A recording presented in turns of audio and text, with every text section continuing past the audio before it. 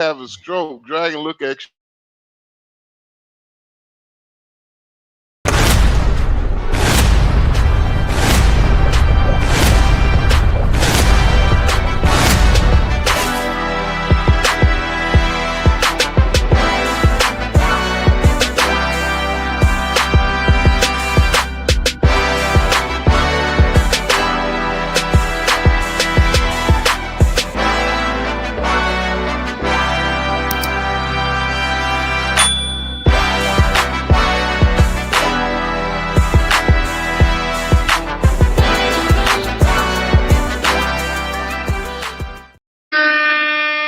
Dom DeMarco.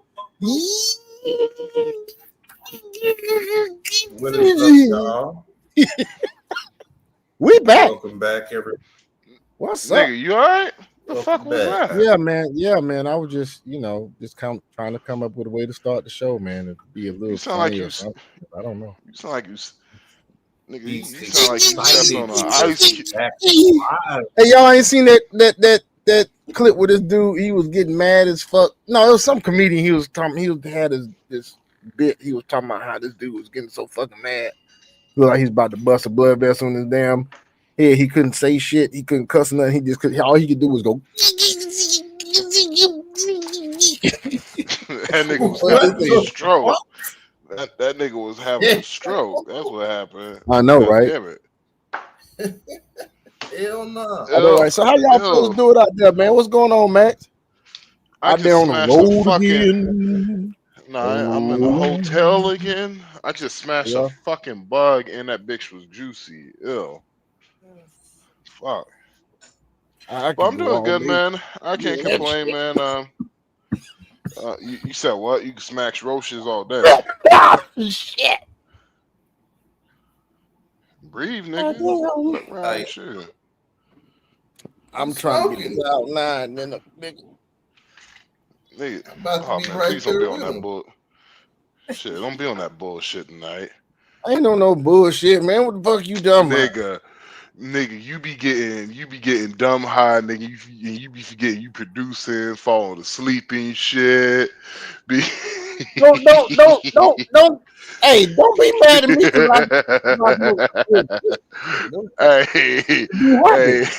Hey, Lobos be like, yo, that motherfucker has fallen asleep about 5 times, 6, 11 Lobo times. said that.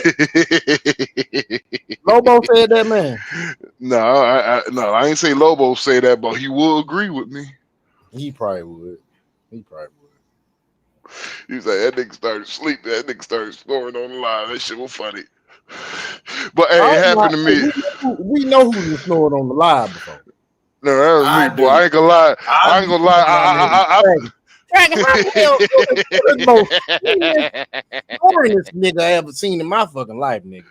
Man, I be Dragon. tired, You don't nigga. have no obstructive sleep apnea, bro. Your ass is $120. Well, you're about $1.78, $1.80 now, ain't you? Hey, Dragon fall asleep. Hey, Dragon, ain't you about like asleep 5'9", right? Nigga. Yeah, no, I'm 5'8", bro, but I'm 155, 160. Okay, yeah. Nigga, I used to be 120. I used to be 120 pounds. You hear me? Good God, man. Eat a fucking sandwich, nigga. Nigga, That's right. That's due to stress. Introducing any background noise that you guys will hear will be Jamie. Introducing Jamie. That's all we're saying, because I'm not going to dox her. But she's in the background. Hey, so I know who that this is. nigga, hey, Dragon. Last time I was 127 pounds. My judge. I was in goddamn middle school, nigga. Nigga, the last time I was 125, man, I was probably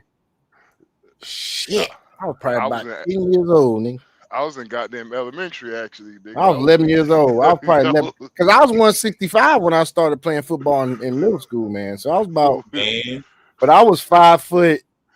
What was I? 5 foot. I was 5'10", 5'8", 5'7", something like that. 165. I mean, when you got stress, hyperthyroidism, and a high metabolism all hitting you at once, your ass will be skinny. Hey, don't forget, black too, brother. Power. Oh, don't forget, don't forget. Regular healthcare don't work for you because you black. What It the don't work fuck? for you Oh, because you you talking black. about? Hey, You talking No. about what's this college stream and shit? hold on. Dragon. We can go to it. We can go to it. Dragon and Sean, listen here. The diets Yes, sir. don't work regularly, baby. Because like I'm a black man. It doesn't work the same, bro. Oh yeah, it don't. It's hard to lose weight. Diets don't work the same, dog, because you black. Yeah. Diets are racist if you know, guys. They're very racist. Damn diets. the Yeah. KK carnivore diet. You know what I'm saying? Like, how dare you? How dare you? The white supremacist diet ass, diet. white supremacist ass diet. What is wrong with you? See, You ain't shit. See, And I hope right. your offspring ain't shit neither. See, Sean, the white man wants you to not get on these diets to give them the money, and you don't lose It weight. ain't gonna get You no gain results. The white man wants your money. He want to sell you a dream. But we gonna sell you the truth. Diets is racism. You're supposed to get fat. You motherfucker.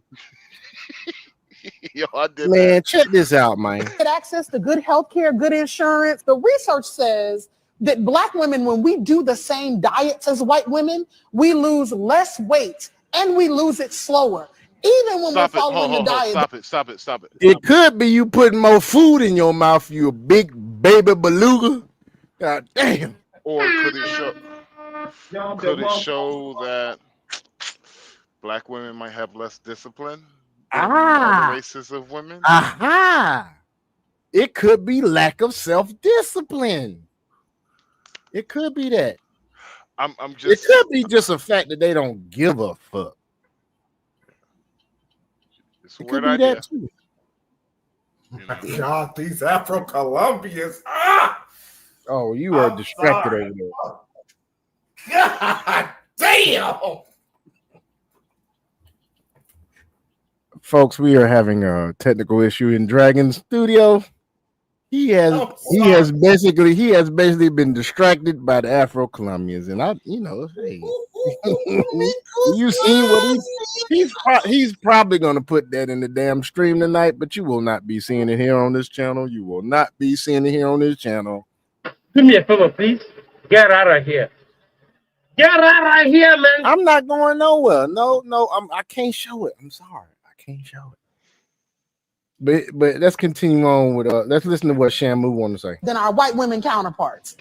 And what public health practitioners think is that our stress responses in the body change our metabolism. So now what you telling me is now. What you telling me now is because of the stress that you live in your life because you're a black person, that it causes your body not to function properly, so you can't lose no weight. Is that what you saying? Huh? I don't like nobody. Jews, niggas, Asians, blacks, whites, Mexicans, Puerto Ricans, Cubans, dogs, horses, fish, roaches, worms, butterflies, ants. Nigga, I don't like nothing.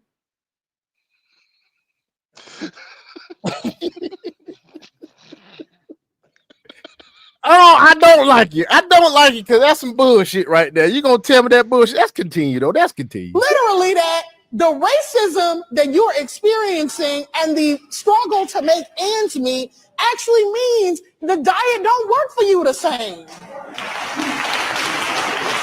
You can't get supremacy. Oh God! Look, let me tell y'all something. I'm gonna be transparent right now.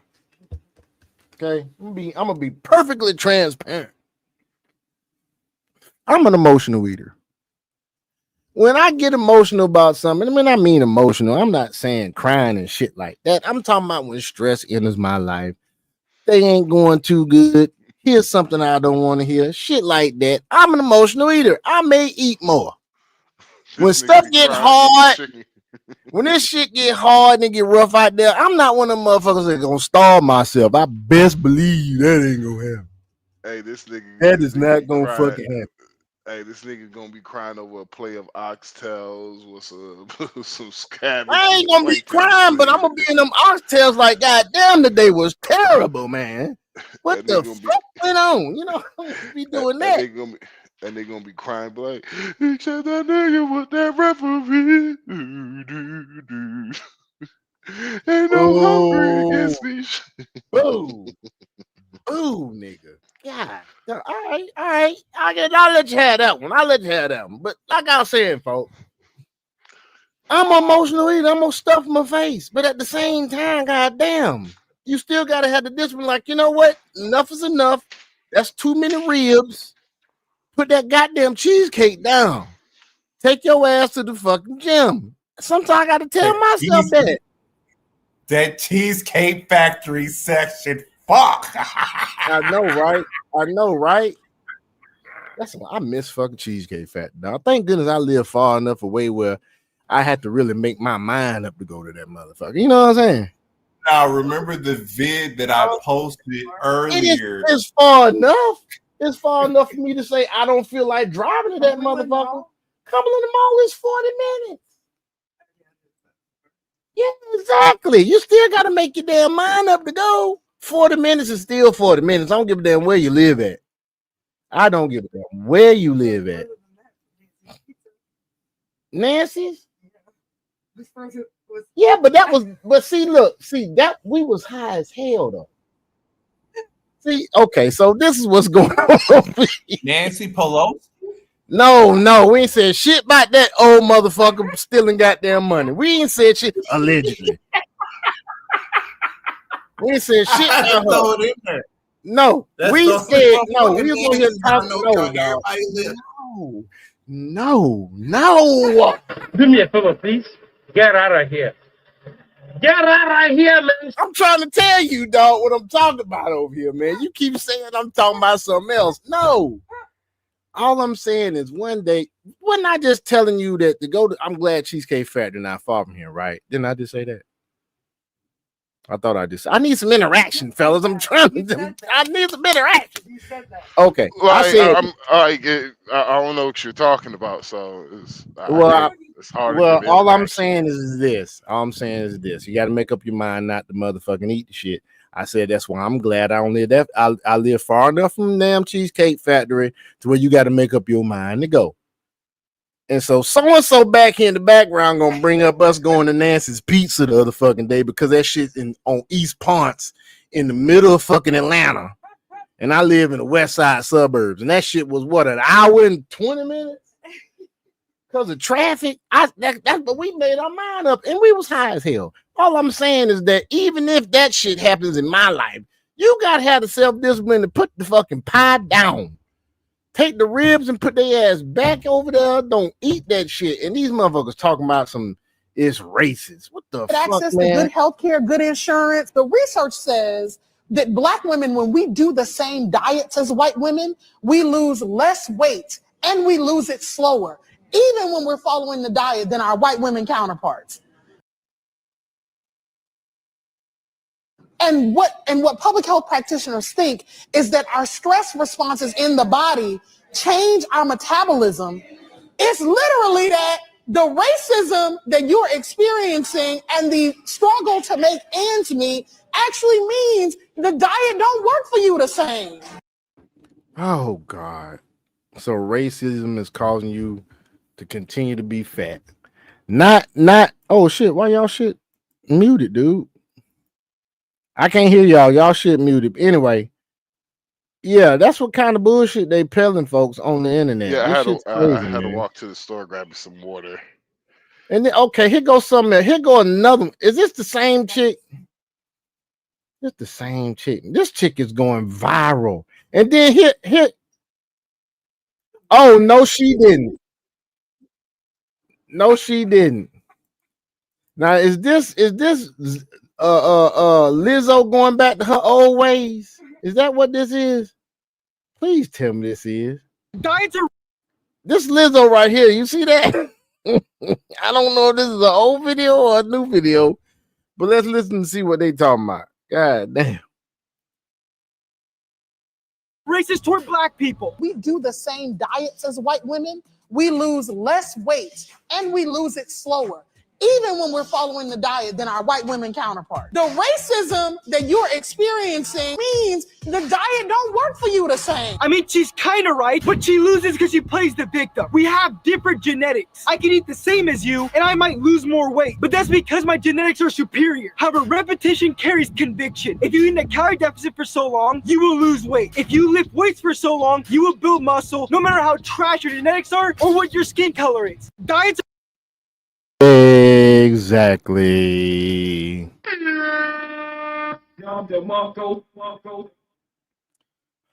Man, I can't believe this shit. I can't believe they say that shit, man. This shit crazy, man. What's this? Hold on. What's this oh God.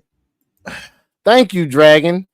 Thank you for another reason to get sick, man, when I look at the internet, dog. I can't go eat shit after this. Nigga, I'm not hungry ever again. Cheesecake Factory. Hold on. We were talking about Cheesecake Factories to play clip. Oh, God. Not her again. Yeah, this how I like my women right here. God damn. Yeah. Yeah. Yeah, give my baby a bigger chair, cuz. What you want? What you need? Give baby a bigger chair. Already little. Yeah, that Cheesecake Factory section. Fuck. Yeah.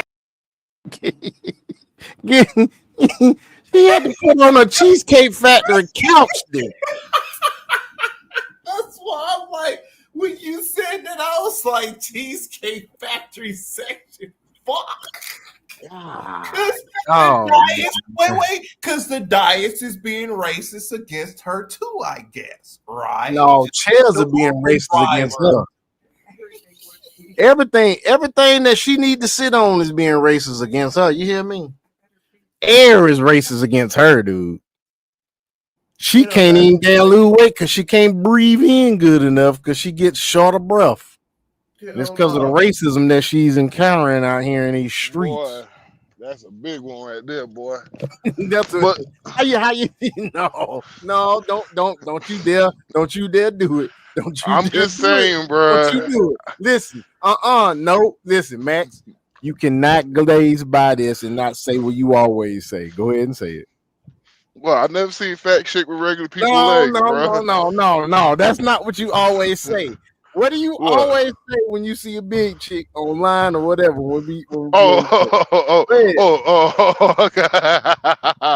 Oh, you want me to say it? Yeah, say it. You sure? Go ahead, man. That's a huge bitch.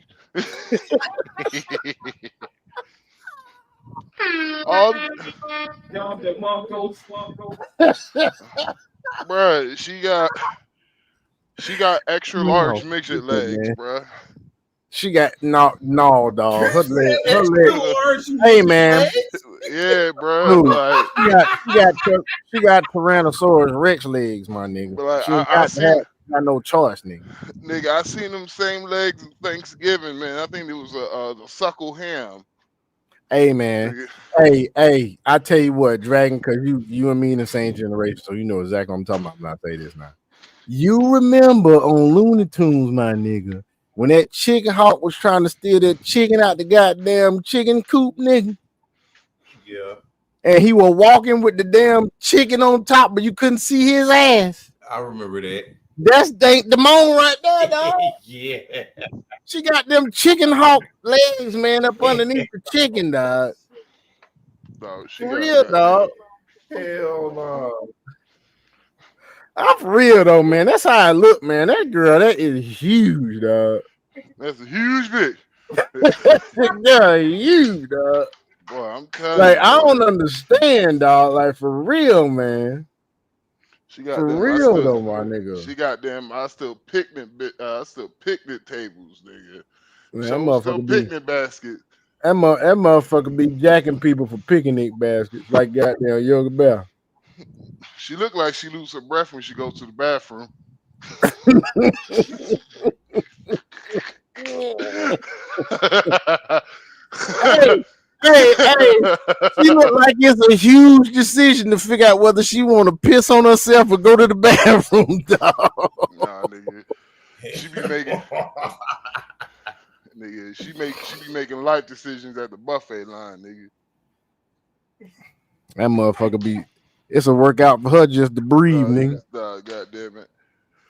I'm just saying. Let me stop talking shit, nigga. I just walked up 2 flights of stairs, nigga. I'm out of breath too a little bit, nigga. I'm over here trying to catch my breath. I'm like, oh God.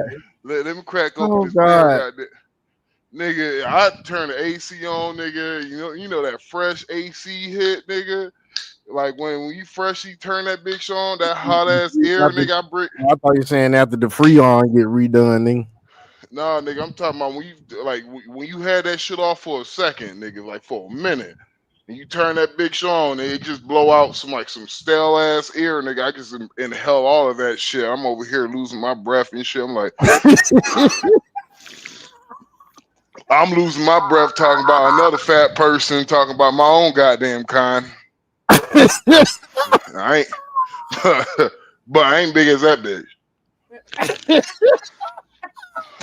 That's a goddamn bigger, better bitch. That's a bigger bitch.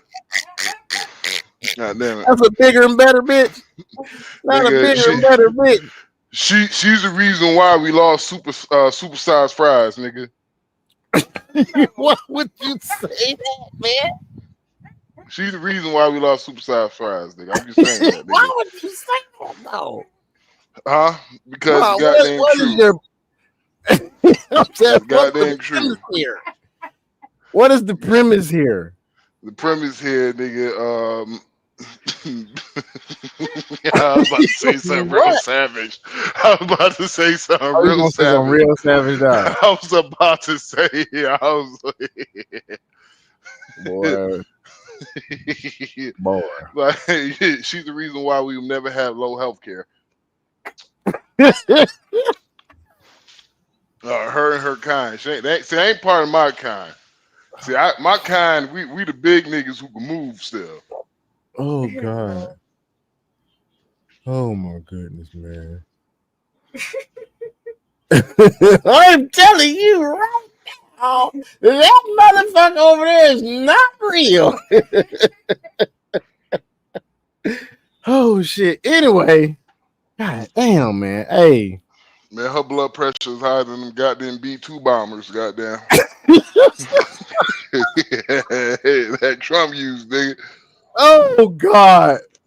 Oh man, shit. Hey, speaking of B2 bombers, let's get on something before we go to this crypto news rant. Shit, I'm talking shit. Crypto news rant, man. I'm over here talking shit. I need to go to the doctor my damn self, get my blood pressure checked, goddamn it. Excuse me. Oh, I think we're gonna talk about some of the stuff that's went on in Iran. Then we're gonna have an announcement of something that happened today in the White House that you probably didn't even hear on CNN or MSNBC. Now, I haven't looked at them today. I haven't double checked, but hey, we gonna see if it's the same thing. Let's go. This is Power Hour with Gabriella Power. Hello and welcome to Power Hour. I'm Gabriella Power. Thank you for joining us. Wow, what a momentous few days in the Middle East. President Trump's actions are already appearing to bring peace to the region. He just announced that he has brokered a ceasefire deal between Iran and Israel, and the 12-day war is coming to an end. We'll get into all of that in just a moment, but this comes just days after the US obliterated Iran's nuclear program, removing the most dangerous weapons in the world from the world's leading sponsors of terror. In what was an extraordinary operation, Operation Midnight Hammer saw the deployment of 125 aircraft, 7 B-2 stealth bombers, which flew for... Bruh, hold on. What's the operation name was? Bunker Midnight. The operation was Midnight Hammer, bro. Why the fuck they use a porn star name or something, nigga? That sounds like a porn star name. Midnight Hammer. Hey, it was not my fucking idea, bro. I don't know whose idea it was, but it probably was Trump's idea, dog. Sound like a big dick deviant. On the Diddy gang side of the game, man. Nigga, shit.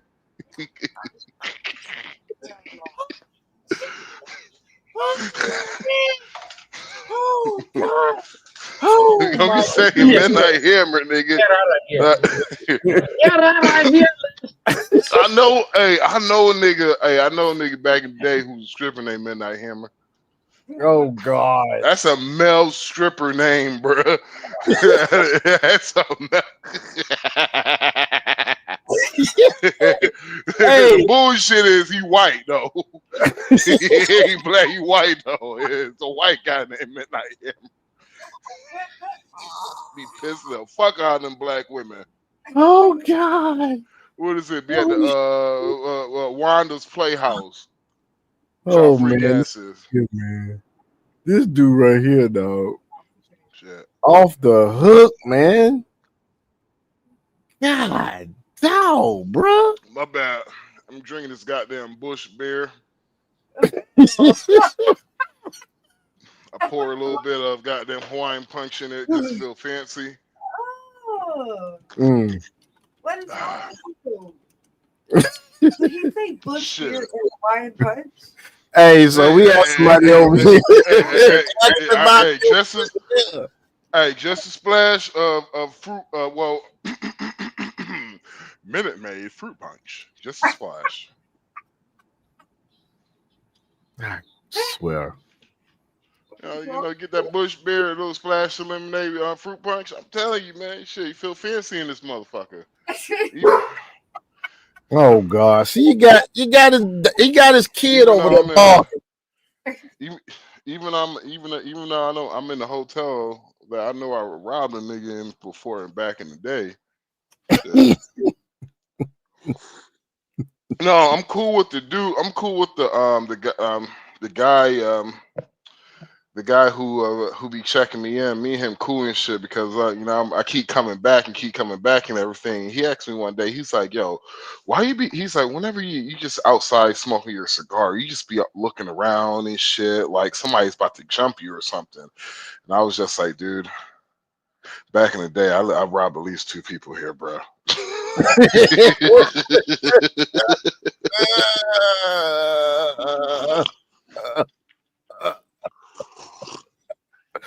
Oh shit! Well, he busts out laughing because when he bought this spot, he cleaned it up. Like he literally cleaned it up. Like it was some characters here. Oh Lord. Mm-hmm. You funny though, bro. You funny. I'm gonna continue with the tape, man, because we ain't gonna show all I of this. I appreciate it, Sean. Thank you. I do my best to make people laugh. You know. I know, man. I'm trying. Even though my life is what's been going on. You know what I'm saying? Even though my life is falling apart in front of my eyes. You know, falling apart in front of you. Yeah, it's just like Are we putting you on the couch, sir? Pause. No, I'm just talking shit, Sean. It's like you gotta do the yawn and you put the hand, your back hand to the forehead, like, huh. It's like, what is going on with you tonight? Oh God! Bus of bombs were dropped, destroying Iran's nuclear sites Fordow, Natanz, and Isfahan. Now, critically, this. Did you say that nigga was named Nisbahan? Nisbahan. I'm telling you, got some porn star name, man. Hey, Seth Haig said you on that phone. Hey, he's like, hey, Diddy, we ain't gonna let all this shit come out. So this is what we gonna do. We're gonna keep my name, but I'm gonna let you know that I'm still with you by some of these operations name. Midnight Hammer. So you saying he's sending a cryptic did it all? Yeah, bunker buster. Oh, bunker buster bombs. Triple B, goddamn it. It's goddamn Diddy conspiracy.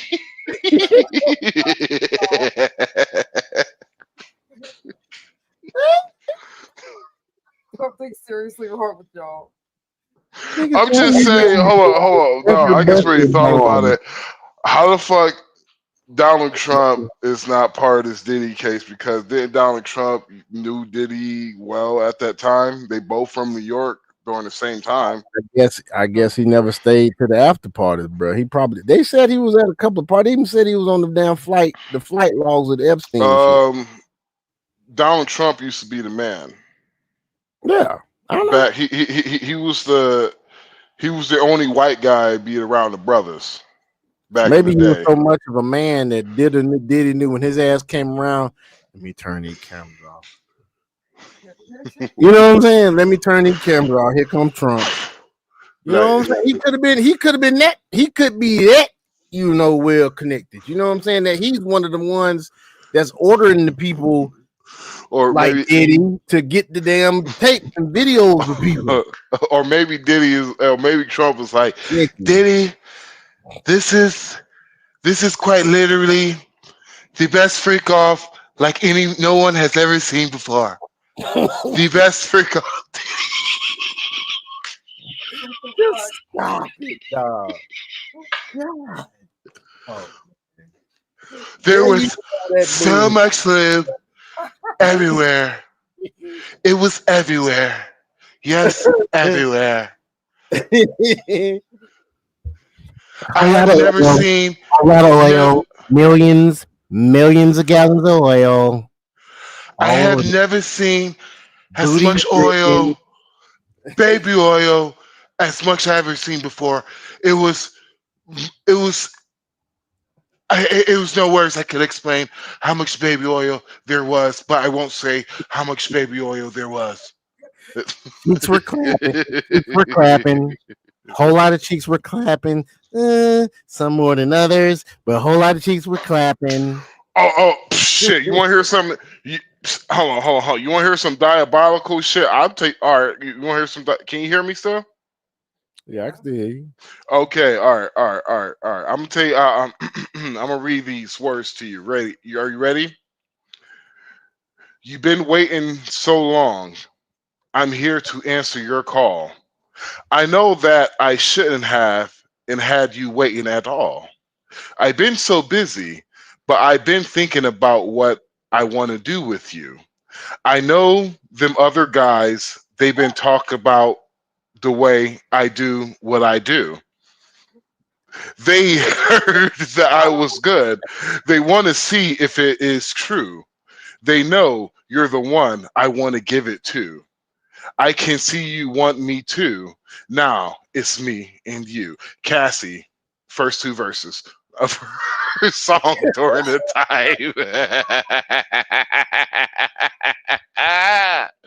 Those are first during the Diddy during the. I was just doing the timeline, and I'm just like, wait 1 second. This Did song you find right any here. more parallelisms, man, in the timeline that could clue us in and shit? No, I'm just all I know is they some sadistic, freaky motherfuckers put in their sex codes and songs and shit. Oh, so you think that's a sex code, bro? Nigga. I was too busy laughing my ass off with your ass, man, trying to figure out what the fuck was going on, why the hell you was reading this shit. Now, if you would have told me ahead of time, listen to this shit carefully, maybe I would have paid more attention to it when it comes to goddamn deciphering some decrypted messages. Them other guys been talking the way I do what I do. Oh. But wait, there's more. Will be post haste. I'm serious though, bro. Like, yeah. These are some. These niggas were some freaky ass motherfuckers, bro. Oh, I bet. I haven't really. I stopped following the Diddy case, man. Even though that shit about over, the jury about to start deliberating soon. I have a traumatized childhood. Yeah, who doesn't? Bill Cosby was my favorite actor for He was years. mine too. Yeah, I I had feel like a bullshit. I had a picture that I took with Bill Cosby. He autographed it and everything. Oh, really? I had one of his sweaters that he wore during the Bill Cosby show. Damn, nigga, who don't you know and what don't you have, nigga? No, I was a fan of Bill Cosby. I know. I'm just saying. I was You got the really. meeting, right? Hmm? You got the meeting? Fuck you, nigga. I'm asking the question. What question? What meeting, nigga? You talking about? What? That's you said. Did I get? You said a meeting. Did you meet him, nigga? Meet him. I know I literally just said that I took a picture with him that he also autographed it. Okay, I'm high, man. My bad. Yeah. Yeah, this nigga, yeah. Talking about, let's see. I was a fan of Bad Boy. Well, now I understand what Bad Boy means now. Let's see. It's definitely geared towards some shit, isn't it? I love all the movies that Harvey Weinstein was a part of. Which is? There's a lot of fucking movies. Well, name 3 of your favorite Harvey Weinstein. Well, let's see. Dustford, if I remember correctly, it was Dust Before Dawn, wasn't it? Yeah, Dust Before Dawn. He was a producer and all that shit. Mm-hmm. God damn it! One of the vampires in that shit too. You said what? Didn't he appear as one of the vampires in that shit too, like a cameo? Yes. That's what I thought. Oh. So he got artist check. He got an actor's check. He paid himself.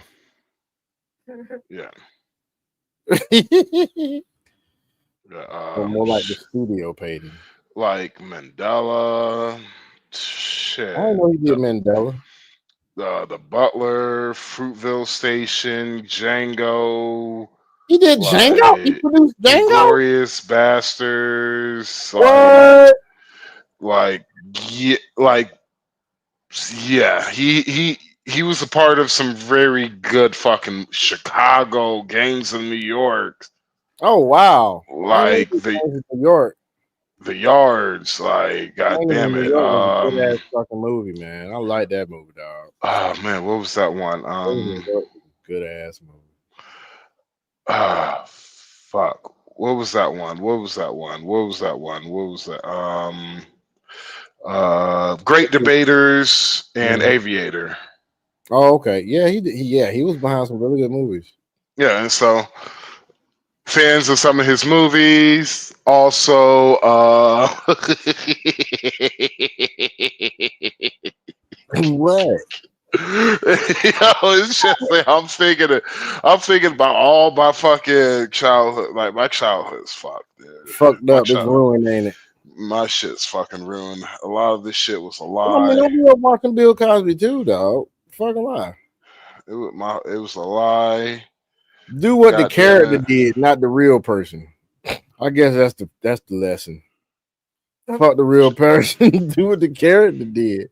Hey, Dr. Huxtable was a very responsible man. He was a good husband.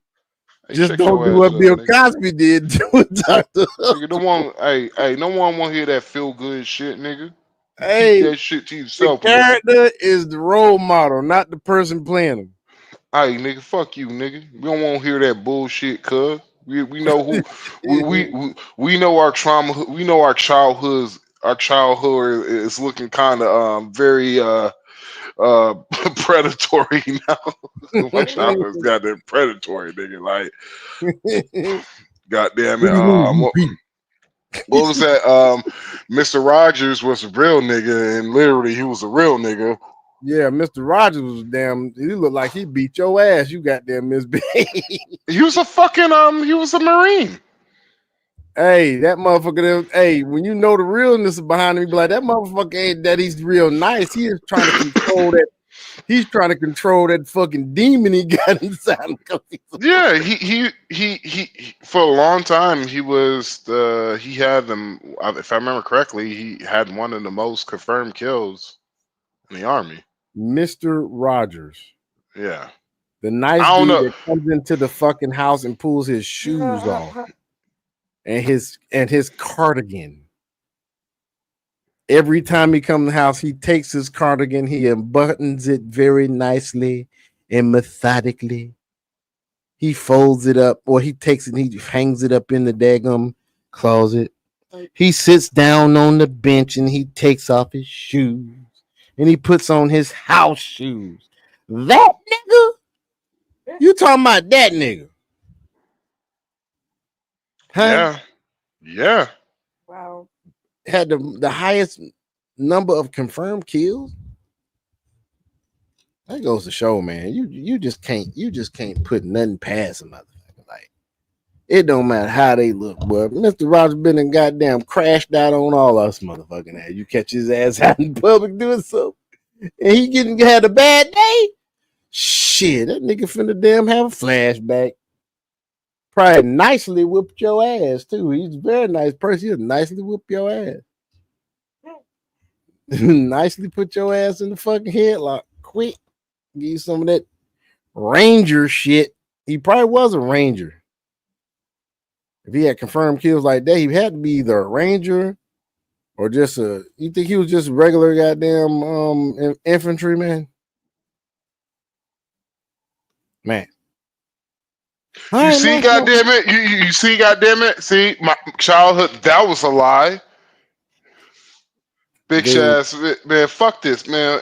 Man, go to the next segment, man. Fuck this world, bro. You want to go to the next segment, man? Man, fuck this shit, man. You see, that was some bullshit too, Mr. Rogers. I'm saying, let me make sure I'm right before I said this shit. That shit's the lie detector. That was a lie, another fucking lie, man. What lie is that, bro? He ain't Mr. Rogers, man. Mr. Rogers was never no goddamn Navy SEAL, nigga. They lied to us the whole entire lives, nigga. Oh, we thought Mr. Rogers was a bad motherfucker. We thought Mr. Rogers was a real nigga. Fucked up a whole 20 minutes of giggling. God damn. These niggas got fake papers and every fucking thing.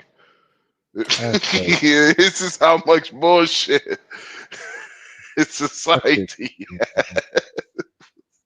Hey, Dragon, what's up, man? How you doing, man? Where you at, man? Dragon. I'm doing good. I'm just listening. You ready to go through a crypto? Let's do a crypto rant. How about that? The crypto rant. God dang it. So, without further ado, people, we present to you Crypto Dragon with the crypto rant. Nigga. Nah, let's leave out the nigga portion.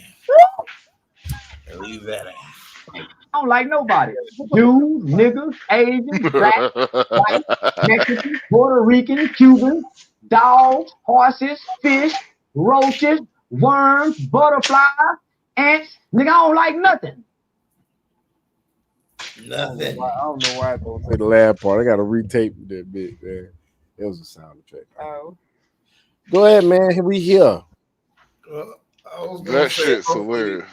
Y'all are taking people are taking advantage of the little dips and everything else that's been happening, and just know to where every it's every quarter that actually like wipe trillions of dollars away from the various different markets and other places to have stuff reset. So that's why when you see stuff plummeting to zero, and it's like clockwork too. So always have that side liquidity. Make sure that you have something that makes you stable, volatility of markets and other stuff. So when those marketplace does take those dips and everything else like that, you can just go ahead and buy them. So once they go back up again, you'll have that advantage. Just like if you've noticed the past dip was as of the 19th, and then everything went back up as of the 20th, just as of this month. Okay, excuse me. pay attention to that keynote just as well here, and pay attention as of September 19th, 2025 and December 19th, 2025. Pay attention to those dates in regards to the marketplace. And that's all I'm going to say in regards to that. Just pay attention to those dates, what happens, and buy up those dips.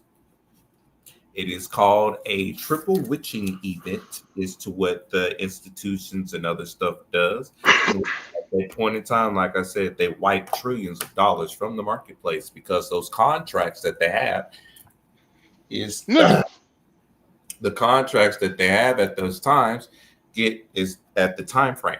So they have to go ahead and liquidate said contracts. So notice how when they talk about the insider tradings and other stuff of what's done, that's because they know about this little marketplace. And notice to where they usually will sell off right before those marketplace dips. So if you go back and look at the historical times here, from not only your traditional marketplace, but of course your crypto marketplace, and you look at those dates, you'll notice that just like if you go back to 2024 and you look at the same dates of what I told you, and look at the marketplace and look what happened when those dips happened.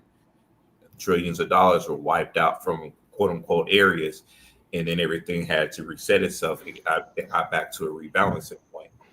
Marketplace does that every year. That's why when you have your chart analysis and other stuff like that, it falls back into that congruency. So just giving you a little bit of tips and everything else, not necessarily financial advice, but do your due diligence and research. But I will tell you to look up triple witching events. Please look that up. That's what I have for my crypto rant for y'all.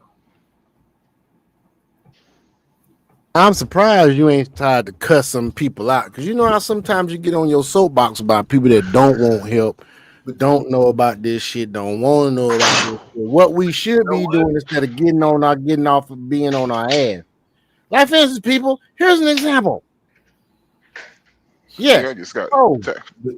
Here. But you know what though, big bro?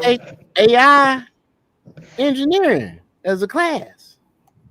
You got crypto classes out there too. Go to Udemy. I'm about to take a blockchain developer class after I get halfway through this AI engineering class.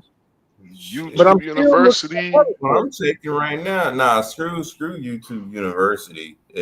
YouTube University is good to use to start off with, but actually like get the gist of it, like, and actually like get structure and everything else, definitely go to. That's not cost much on Udemy on Tuesdays. Or like Allison.com as well too is another one that like they take you through full month courses. Like for my blockchain technology and implementation course, that was an 8-week course that I took, which I successfully passed. Thank you, and I have my diploma, which got me over to where now I'm able to do smart contracts on the Ethereum virtual machine. Now I'm able to look into Hyperledgers. Now I'm also able to look into Cordia. Now I know what blockchain 1.0 is, 2.0, 3.0. That's what I'm talking about, Drake. Go ahead, man. You know, go ahead, man. Cook, man. So having the understanding of the various different blockchains, the functions of how they work, the interoperability behind each blockchain, and the networking. So now we've become, because we're talking about it and learning it, now we've actually become an asset in the future, because since everything is going towards blockchain, why wouldn't you want to be an individual that knows how it actually works? Why wouldn't you? Or now that you can actually create blockchain, because I'm making my own smart contracts right now as we speak.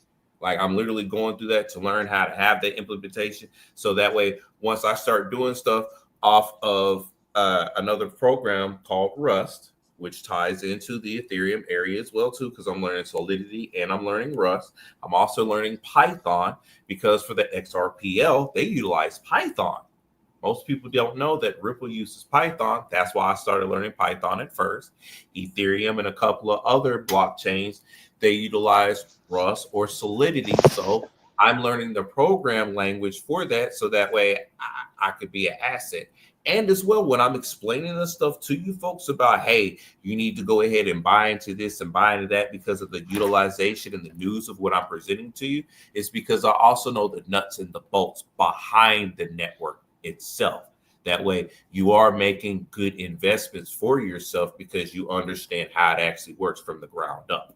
Like the byte size, if it's 256 bytes, or if you're dealing with an older version one, which is only 56 bytes. That's the reason why they had to come up with the Lightning Network, so that way they can even come up to 256 bytes. Anyway, that's something I'm talking about, Bitcoin, and why it takes so long in order for you to deal with the transaction, because the number of bytes that goes into it. Also, the consensus mechanism that happens along with it, because of how many nodes need to say yay or no, yay or nay in regards to it, to that transaction, and then for it to actually go through can take anywhere from 30 minutes to an hour.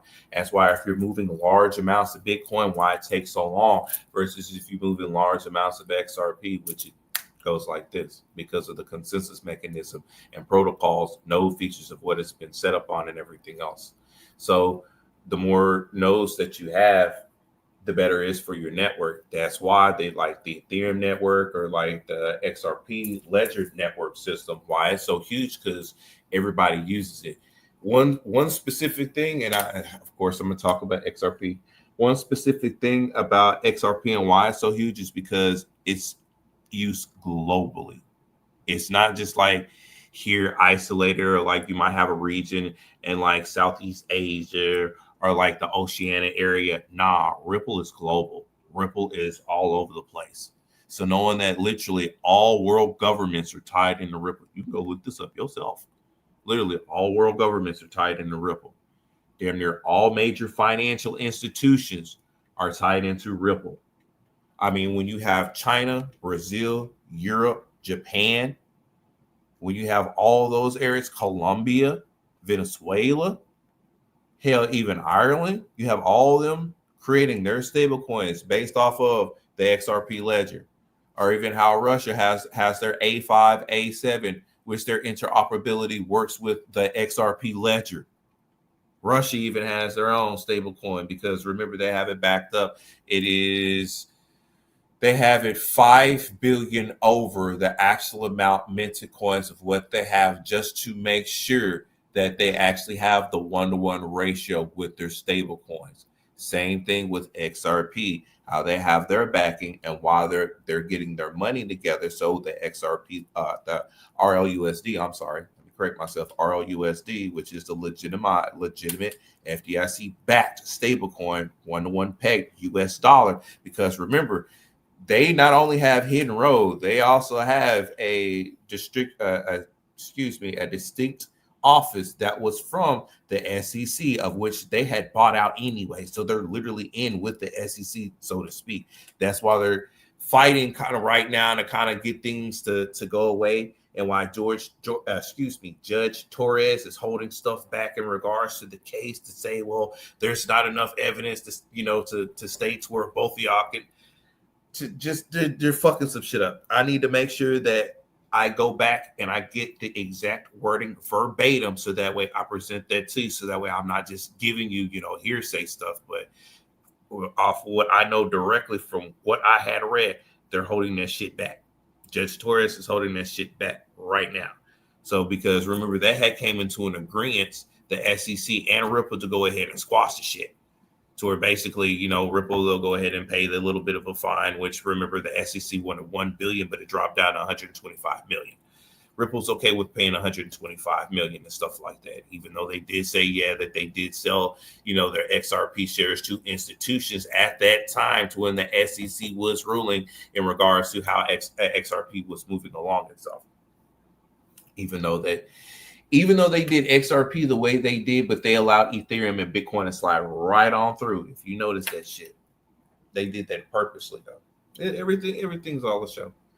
But all the same, if you've noticed, like I said, the global reach that XRP has, not only just the banks, because Ripple was the one that actually built the infrastructure for your banks now, in order to be able to utilize their cryptocurrency. Same thing like with JP Morgan. A lot of people don't know that Ripple was the one that built the infrastructure for JP Morgan, which has been doing their own in-house trading with their own crypto, with their own stable coin. What they have, which they do like $1 billion worth of transactions a day. And now JP Morgan is going to come out and about with their stable coin to go ahead and match with the fintech companies. Remember, it's Bank of America, Chase Bank, Wells Fargo, and a couple of other ones. They're all looking to have their own stablecoin be implemented as well, too. So that way they can have a say-so. Because once again, you still have to look at it. They still give you shit pennies on a dollar for your APY and your APR for you holding your fiat currency in their banks. And mind you, in order for you to get a good return, you have to have a significant amount.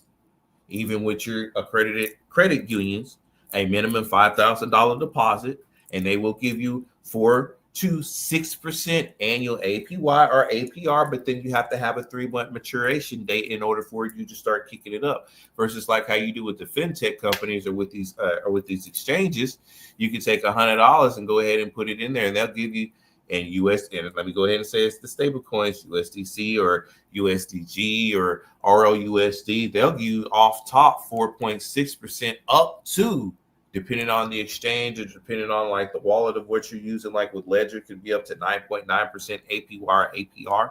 Or if you go ahead and you get your stable coins and then you have it backed into the liquidity pools or the AMMs, which we like to call the automatic money makers, because that's what they are, because you're lending your assets for traders to go ahead and be traded for. So now you have that liquidity pool backing you, and you have your, man, come on. I don't want to get too deep and rant too long because I'm gonna wind up giving jewels, and I know I'm just tired of beating a dead horse. I know there's the people that's gonna listen, they gonna make their money, just like the people that's listening right now in the various different groups that I'm in and how we network and everything else. We're all making money. We're not worried about shit, not a damn thing. And here, for those that are listening to this magnificent podcast in regards to the crypto section, I'm gonna tell you every time, you might want to look into liquidity pools. Want to look into the staking feature, because the staking and liquidity pools, DeFi is a major portion of the crypto space. I mean, look at all the companies and institutions that are getting into the DeFi area because they know, oh, that's where we can actually make our money. Oh, okay. That's to where it's hitting. That's to where these people are making their money. Now we can get in regards to them. Mind you, the institutions are getting in after we've got in. So when they start pouring their money into said assets that we've been buying into, hello. That's why I tell you, hold your horses. You better be playing Texas Hold'em with these assets and not so quick to want to sell and put it in the fiat. You put that shit in the fiat, you're going to lose this shit. Especially when, because fiat is inflationary. Stable coins is the one-on-one hedging against the inflationary shit.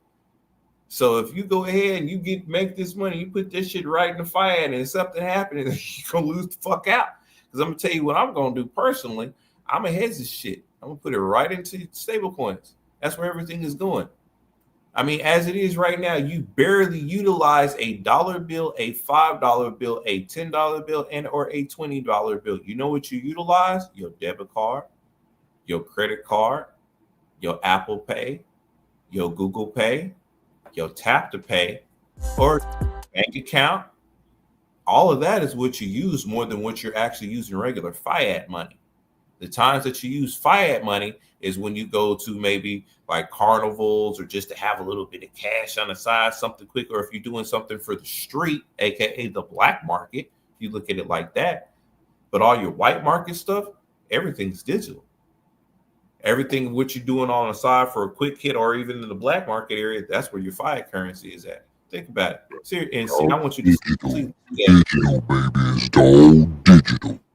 Seriously. You swipe with your card. You can call into a company and give them a series of digits of number. Then next thing you know, transactions are being made and you have not used any paper at all. None. Whether it's a call or utilizing an app, you literally put in card information, series of digits and other stuff. It's all digital. You rarely have cash. So if you look at what you're already utilizing and in that format, the next step is for it to go completely digital. And then we'll be saving trees more. Then there's no need for the paper to be used up some more in regards to the type of currency.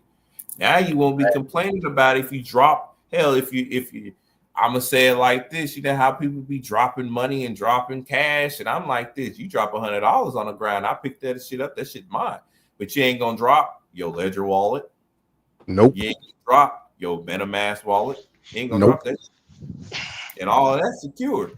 And then the good thing is you can have all your assets offline, all of it offline. And then you can put it in to a bag that's RIFD secured, to where even is secured against EMP pulses and other stuff like that. All your assets are sitting right there on that device, on your ledger system, on the blockchain. You store your shit up. Can't nobody touch any of your stuff at all. And you can easily tap into it just from a set of keys of what you create from your seed phrase. I actually like that, to be honest with you. Like a while ago, I was against going full digital, but then when I really started to look at it and think about stuff, you never walk around with a lot of money. You're not supposed to. Because you walk around with a lot of money, you want to buy this, you want to buy that, what's going to happen? Somebody going to jack you. But if they don't know that you got a lot of money on your ledger system, you especially in Southwest Atlanta, baby. Yep. You know, don't walk around with a lot of money. So I'd rather have my stuff in digital, still have the option to where I can take this digital asset and turn it around and put it into paper form. So if there's an area that I go to that's mainly utilizing that paper format, hell, now I have a tangible way of exchanging my stuff. I have a medium of exchange. So I can either utilize it in a full-blown digital aspect of it, because there's some places that they only take crypto.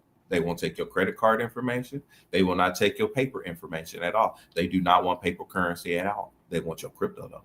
Actually, over 38,000. I stand corrected. There are over 80 million places worldwide that will accept cryptocurrency.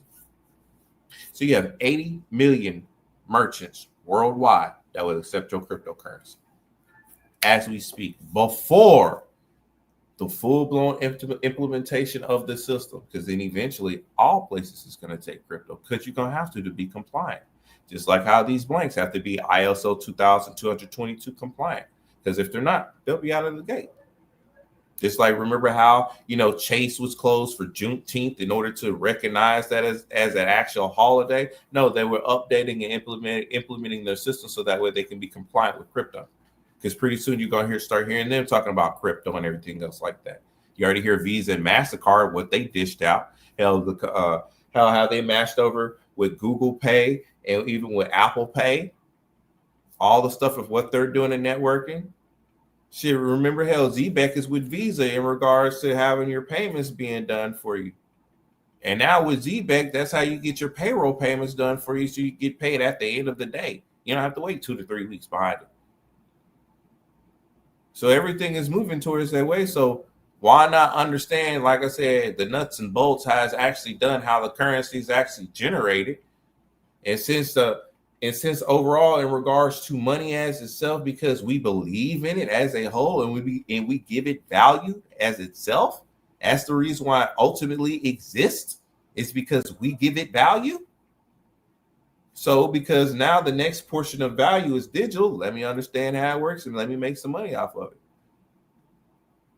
Same thing what I advise all of y'all to do. Level your game up. Don't be hooping, hollering, complaining, or saying, oh, AI is going to take my job. Learn how to create the motherfucker. Learn how to be the ones where if something were to happen, then you would be the one to go into the back end systems and see what program was done, so that way you can get rid of that bit of redundancy and go ahead and change up something else. Why complain about it? Do something about it. Nah, I feel like a little kid over here getting chastised by my daddy. I'm just saying though. Motherfuckers complaining about, oh, AI is gonna take my job. Like, how is it gonna take your job if you sit up there and you actually make yourself an asset? There's certain implementations and stuff of what you can do within the digitized space to make yourself an asset that AI is not gonna be able to do. AI does have its limitations, thank you. And guess what AI was created from? Us. We're the ones that go into Python, Rust, and those other programs to create those large language markets. Hell, on Allison.com, you can go to utilizing Python and large language models so that way you can implement AI. I'm in a course with that right now as we speak. So I'm not complaining about AI. I'm learning to go ahead and be the one to create the motherfucker while I'm doing blockchain architecture on the back end of it. So I advise for y'all to do the same thing too, and then get paid off of it. You make yourself an asset, man. Don't make yourself a liability or hoop and holler and complain. And you ain't never too old to learn. The only way you too old to learn something is you tell yourself you too old to learn something. But even to know that an old dog is never too old to learn a new trick. He may have never sat down in 20-some years, but if you hold that T-bone steak and you say sit, and that one time he sit down, he learned that new trick because he got something that he wanted, but he still learned a new trick. But something had incentivized him to want to learn that new trick, which that T-bone steak, which is AKA the future. Or like getting passed over twice by 2 DEI highs and your ass got 24 years experience and shit like that. That's because they clapping cheeks. We know that. We know that. No, they ain't clapping no cheeks, man. This is happening at my fucking place, and I'm gonna tell you right now. I know for the show that motherfucker ain't clapping no cheeks. He's a beta ass, goddamn can't goddamn get in the gym on the motherfucking use fucking Manjaro to lose weight ass nigga.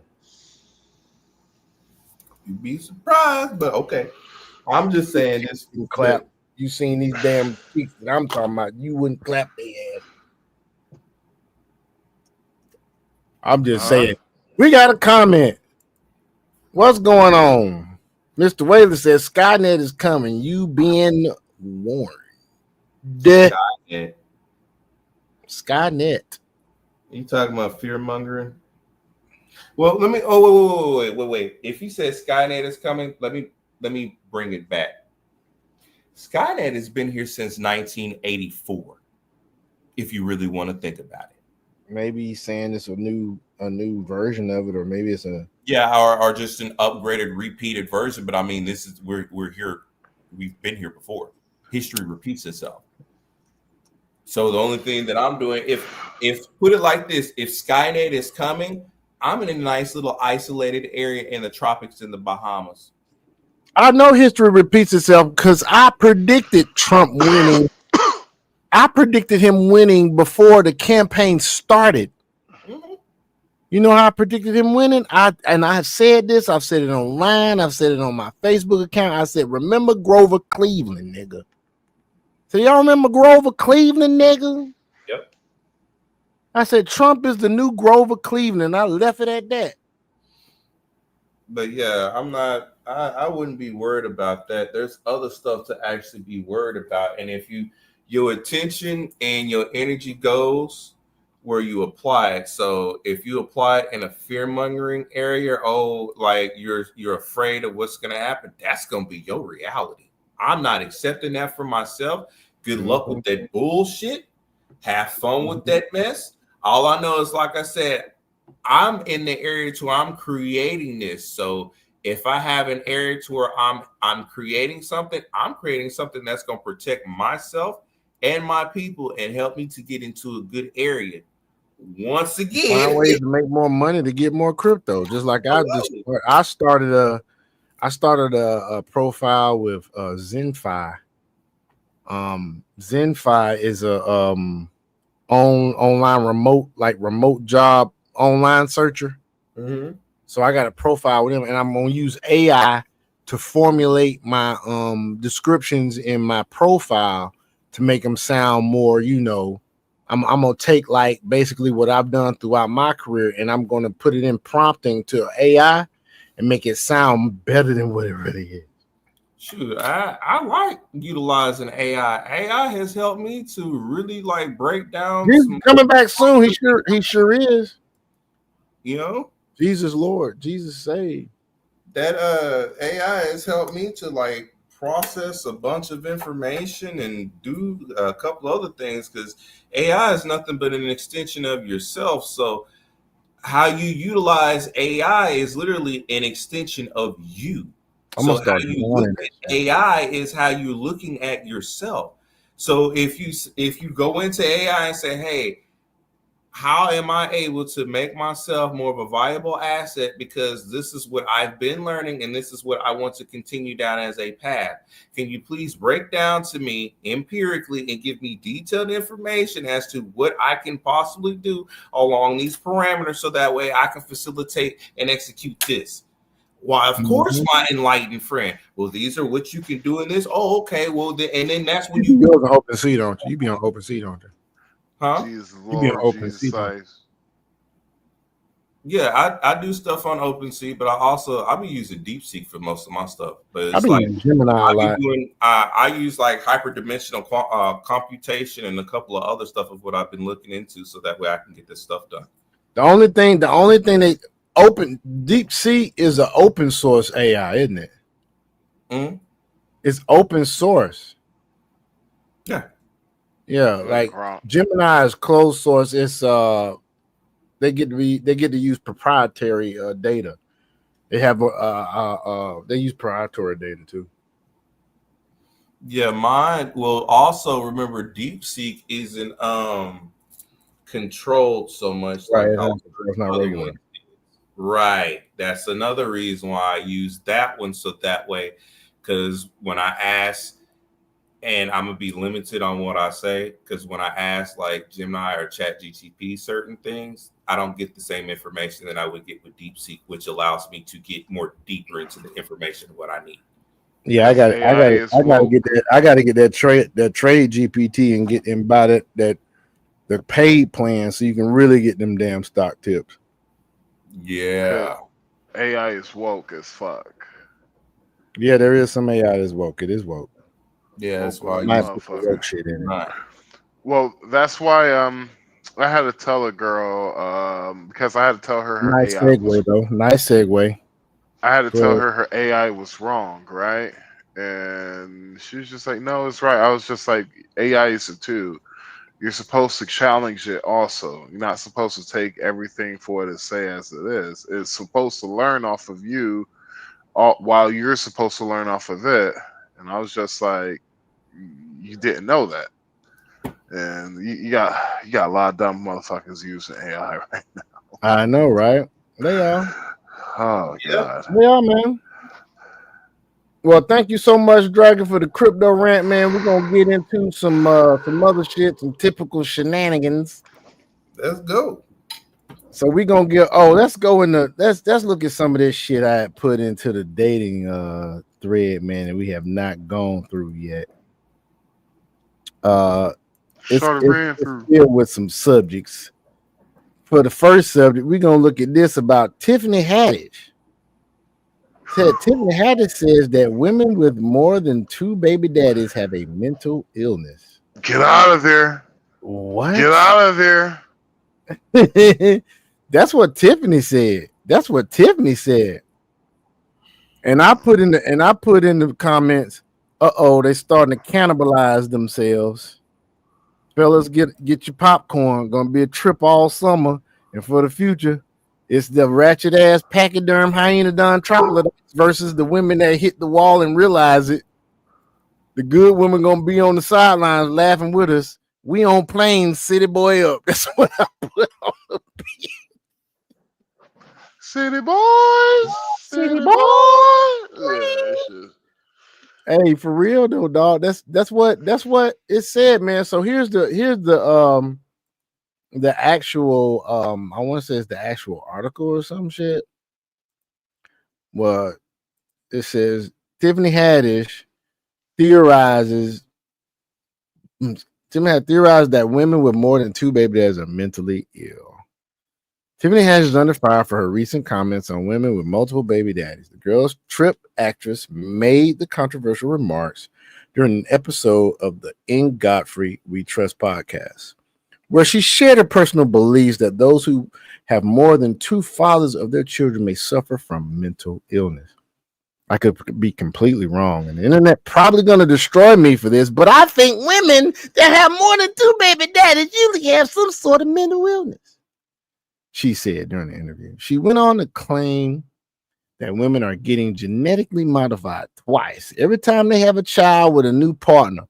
Her remarks, which are not scientifically proven, caused much conversation online. Haddish attempted to ground her claims of biology, representing a real phenomenon known as fetal microchimerism, which is the bidirectional transplacental cell trafficking between, no, it's transplacental cell trafficking between mother and fetus during pregnancy, according to the National Library of Medicine. Every time you get pregnant, there's stem cells that come from that baby, and stem cells end up behind your eyes and your brain and your heart and your lungs and stuff to help your organs heal while the baby takes from you. She confidently explained, and this is why the Bible says you will only desire your husband. This is why you got to use condoms. She went further. Yeah, you do. She went further, stating, pregnant by multiple people, that's multiple spirits, multiple thoughts, multiple modifications from different DNA strands. Before later adding that those women with more than two fathers of their children are usually those bitches are struggling in so many different ways. Not just financially, but with where to focus, because you have too many different bloodlines in your blood. Hey, I ain't damn. Women that have more than two baby daddies usually have fuck that protected sex, nigga. It takes away the feeling. Cells that come from that baby, and that's them stem cells end up behind your eyes and your brain and your heart, and those stem cells will always stay with you, right? That is why any black man born in America, I can't with you. Most black men born outside of America and everything else. So that's why we're going to Africa. Why? Exactly. Okay, girl. Why, Chad? Because I think my body is rejecting these American. Hey man, Nah, she done lost her damn mind. Well, one, you stupid. hear her? She said, "What? That's why I can't mess with y'all black men, because you got the DNA of all these damn niggas that your mom with." Well, one thing is, it's how they raise y'all. It's how they raise y'all. Is what they call. I don't understand why the ladies think that it works both ways. I don't understand why. Like, I'm like, wait 1 second. Y'all crying about we live in a patriarchal society, but you're gonna go to another place where it's more patriarchal, where you're dealing more of a patriarchal man. Yeah, let's see how does that. Let's see how does that work out for you. It's not gonna work for him. I got a nice bridge in China, and I would love to sell you. No, it's not gonna work for him, dude. It's not. It's not, but we got other bullshit over here. I do agree with what she said though, but also, man, fuck what she talking about, nigga. Man, we have unprotected sex around here, nigga. Take away the feeling, nigga. Fuck that. Fuck condoms, nigga. Hey, that's right, Dragon. Yeah. My boy Dragon with me, nigga. We raw dog over here. We raw dog kings, nigga. The opinions. Hold on.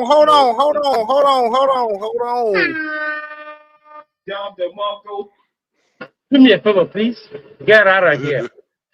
Get out of here, man. The opinions expressed by Max Powers are not the expressed opinions shared by the show 3-Man Podcast, The World of Sean Wildcat, or Crypto Dragon. Man, yeah, that's right. We raw dog kings over here, guys. I don't like nobody. Jews, niggas, Asians, blacks, that's his own Mexicans, thoughts. Puerto Ricans, Cubans, dogs, horses, fish, roaches, worms, butterflies, ants. Nigga, I don't like nothing. What more do you want from me? Anyway, man, listen to this shit here. This shit here is funny. Hey, I'm good. How are you? Pretty good. Thanks for agreeing to do the Awkward Tuesday phone call. I'm serious when I'm saying this is going to be, there's a lot of drama in this one, so I'll just let you get to it and tell us what you want to do. Yeah, it's a tough one to get through, to be honest.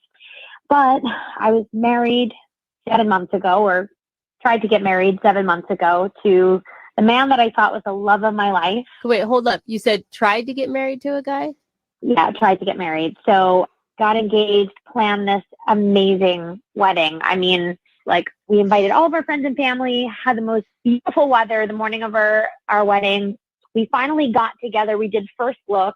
It was very emotional. So you tried to get married, took pictures and everything, but you didn't get married? Well, the wedding sounds like it was happening. Like you were in the middle of the wedding. Correct. So before the ceremony, I'm in the room with the bridesmaids, and sorry, my wedding coordinator comes in the room, and she's like, I can't find Justin. What? Like your soon-to-be husband, you're moments away from being husband, disappeared? Correct. So I said to her, just like, you're kidding me. I know Justin loves to like mess around with me. He's a jokester. Seriously, where is he? And she's like, look me in the eyes. I'm telling you the truth. I don't know where he is. Oh no. Well, panic, right? Like instant panic. You know what? I took a deep breath and I just tried not to lose myself. So I thought, let me call his best man. And he's like, Claire, I don't want to freak you out, but we don't know where he is either. No. So nobody could find him. No one can find him. At this point, I freaked out because now when they're kind of upset, I'm getting upset. Now, literally, you have to remember 20 minutes before this, we did our first look and everything was emotional and beautiful. Okay, so wait, how far away from the ceremony are we at this point? We're a few minutes away. Whoa. So I went through that entire venue, every bathroom stall, like everything. Everybody went on a search party, could not find him. Oh my God. So every wedding guest at your wedding is now looking for the groom. Correct. Is that something the coordinator planned, or this wasn't like a fun pre-wedding game? I don't think. It doesn't sound like it. No, I took over real fast. Trust me. I even sent some of the groomsmen to our place. I sent people to his parents' place. Wow. I mean, I called up nearby hospitals. Like, I mean, I got crazy. So wait, was his car there or did he leave? So the car was still there, but it's our car. It's our shared car. So finally, no one ever hears from him. I gave up the search. Everybody gives up.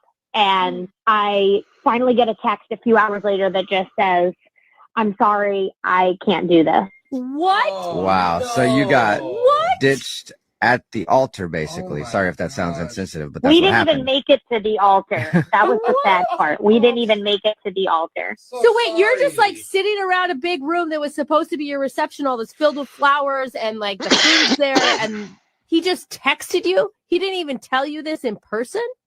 No. And that was the text. That's it. He just said, I'm sorry, I can't do this. It was like, I was too shocked to cry. I think I just stood there and almost fainted. And so I have not heard. You could tell you could tell that she was very she still has some hurt feelings about this, because you can hear her clapping. She was like, I'm telling you, I did not. Oh, for real, if you can hear her clapping. Yeah, that was her in the background clapping. I didn't hear that shit, dog. Continue on. From him since. Oh my God. That's what crazy.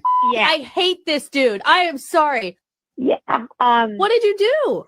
So after I got the text, I responded right back, and he never wrote back to me ever again. And so I contacted family. Now, I ain't saying I agree with what the dude did, but notice we don't know what the fuck she did in the relationship for him to leave her ass at the altar. I do not agree. I'm gonna be real with you, bro.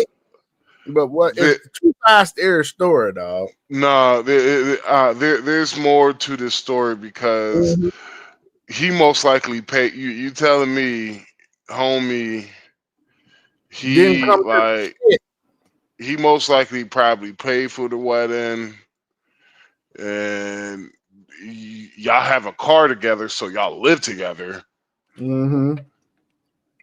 So fuck on now. I wonder, like, is it more to the story? You know, I'm thinking there's more to the story. Hey, let's continue on. It gets deeper. The rabbit hole. Friends, anybody I can think of that would have an answer. No one's heard from him or seen him. So he just took off, like on everybody? On everybody. His parents, I mean, they keep in touch with him, but he never tells them where he is or where he's living. It's really weird. Oh my gosh. But fast forward today, I hired a private investigator. Really? Yeah, I can't let it go. I don't think any woman could. Well, yeah. I mean, I'd want to find the person. Like, if they just took off and skipped out on their family and friends and you at your wedding, I'd want to know what happened. I'd want to do. I don't know. I'd want to do something bad. You'd hire a hitman, bro. Oh my gosh. What did you find? So I found out that he moved out of state. Whoa. He obviously has a brand new phone number. The investigator found his new number and he gave me that number. Whoa. So basically, I really need your help because I want to confront him, and I don't know how, and I kind of need moral support to do so because I'm scared. I'm scared of what I'll find. I'm scared of how he's going to react. So. Jubal, you're right. This is juicy. Yeah, I told you it was going to be juicy. Oh my god. Juicier than my booty. I told you. No, no. All right, well, we'll play a song and we'll come back and you can call him and find out why he ditched you on your wedding Give me a day. photo, please. Get out of here. Get out of here, man. All right. Whoa. We'll give you some advice. I'm like, We'll do it right after this. Hang on. Yo, Sean. At first, I was just like, "Yo, man, fuck this shit." Then I'm like, "Yo, call the nigga. I want to hear what happened." Mm-hmm. I bet she fucked another dude. They don't tell her, dog. We're gonna find out though. It's awkward. It's Tuesday. It's Brooke and Jubal's awkward Hey, Tuesday can you phone fast call. forward this Right shit? in the middle of the awkward Tuesday All right, phone never call. mind. If you missed the first part, Claire is on the phone and she wants to call her ex-fiance Justin.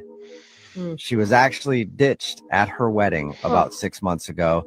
The dude took off. Nobody heard from him. Not even really his parents. I guess he kind of keeps in contact with them, but never tells them where he is. Anyway, Claire hired a private investigator and was able to get his phone number. And now she wants to call him and find out why he ditched her on their wedding day. Oh my gosh. Claire, the only advice that I can give you is try not to flip out too quickly, because my guess is he'd be pretty quick to want to hang up the phone on you if he, took off and has been trying to hide from everybody. So try to keep him on the phone so you can ask him why he ditched you at the altar. Okay. I mean, that's fair and true. I'll try. And you're just trying to get some closure here. It's been 6 months, and I mean, he left minutes before you guys were supposed to get married. So I'm guessing in your head you've gone over exactly what you want to say. I have, but I think it's all going to go out the window once hate that. I get him on the phone. As soon as you hear his voice, you're just going to start screaming. I know it. Yeah. Or crying. I mean, how heartbreaking. Yeah, it's either scream or cry. So Or both. we'll see what happens. Combine the two. Oh All right. Well, I'm going to gosh. dial his phone number right now, and hopefully he answers, and you can make your Here we awkward go, Tuesday phone folks. call. You ready? Okay. All right, here we go. Take Good a luck. deep breath.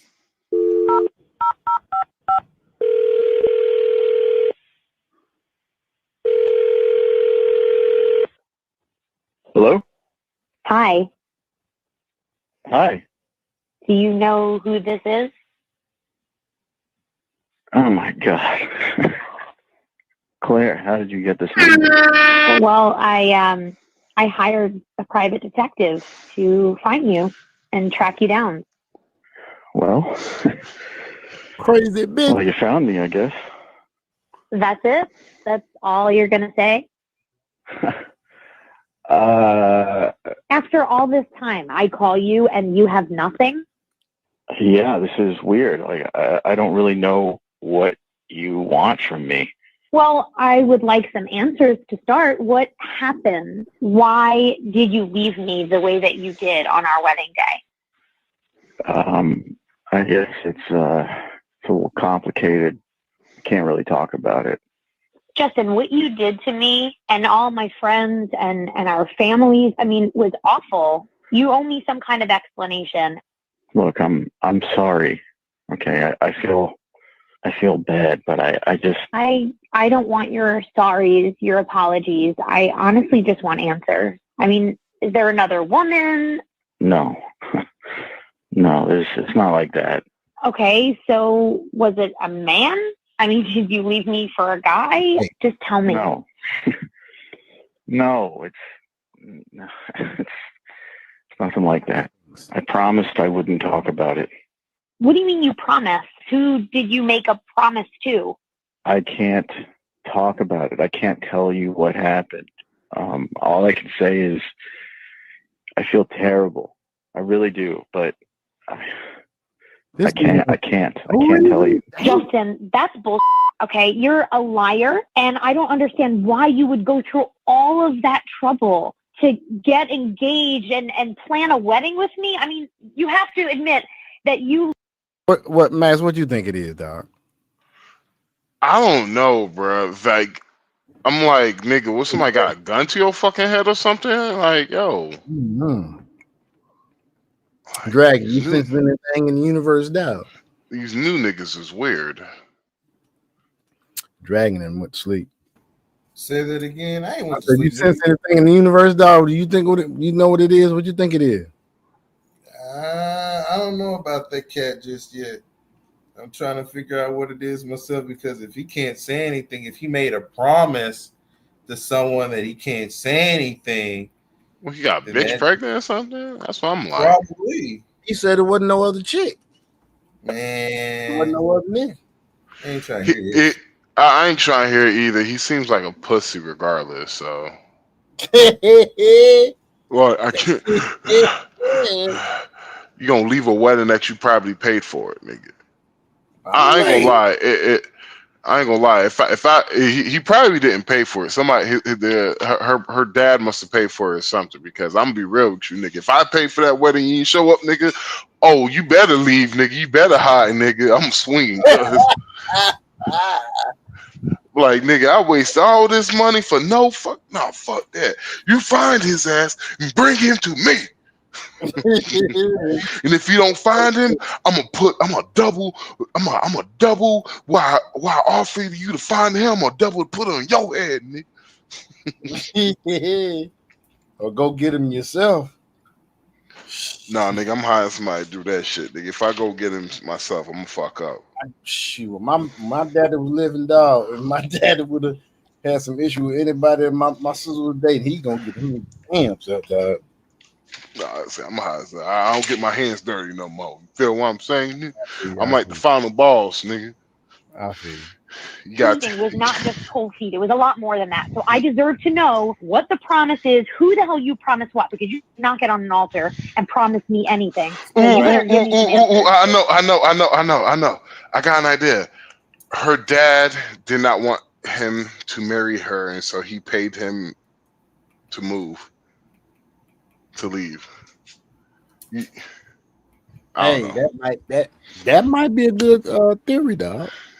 I don't know. I didn't watch this all the way through.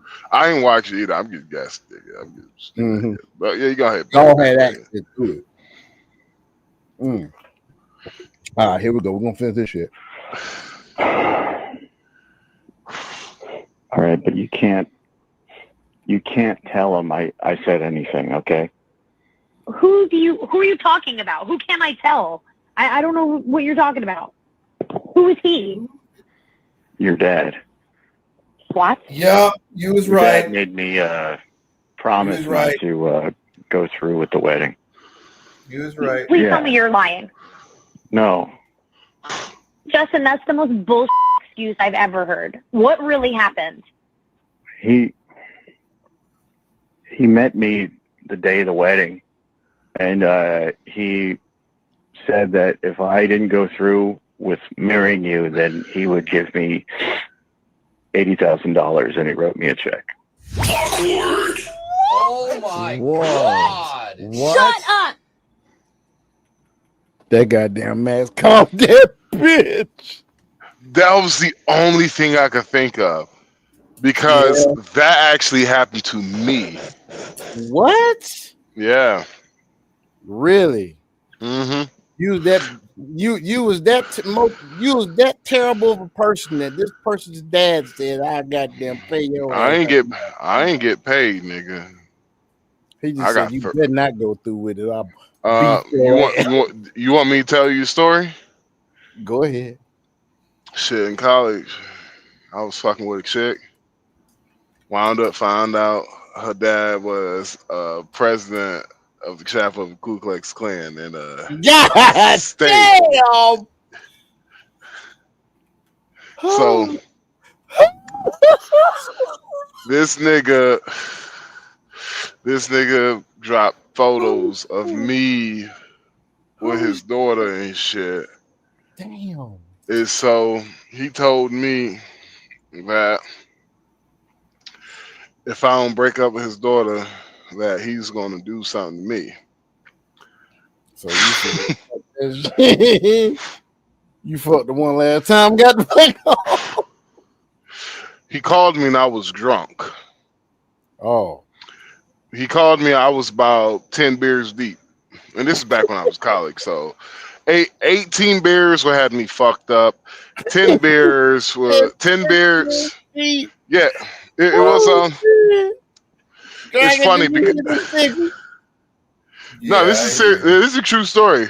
True story. 10 beers back in college. 10 beers used to make me very courageable and honest, right? So he caught me. He caught me when I was at 10 beers and shit. He told me, "Hey man, I'm seeing pictures there." And hold on. Let me tell you the story. So I'm walking to my dorm room, and I'm getting ready to, drop my book bag, getting ready to hop on the bed.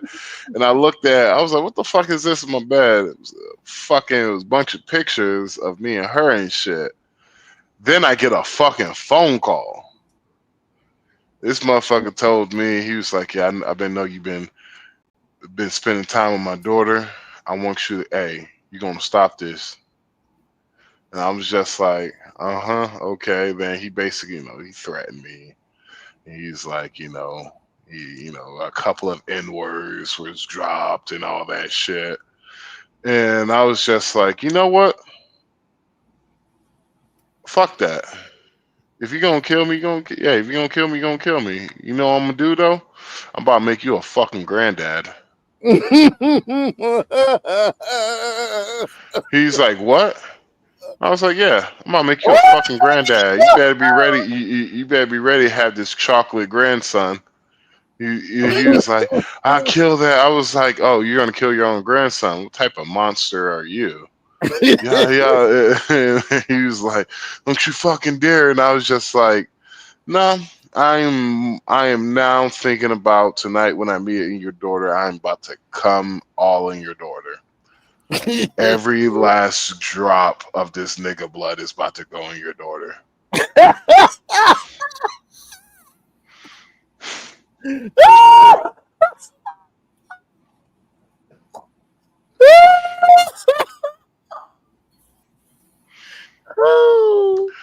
And he made another more threat. Then I was just like, oh, if you won't, I was like, I know one of your bitch ass boys is here. Oh, you gonna do it? Fuck it. I walked outside. I was like, I'm outside. It should be easy for you. I'm right here in the open. And I was like, yeah, that's what I thought. Y'all nothing but fucking talk.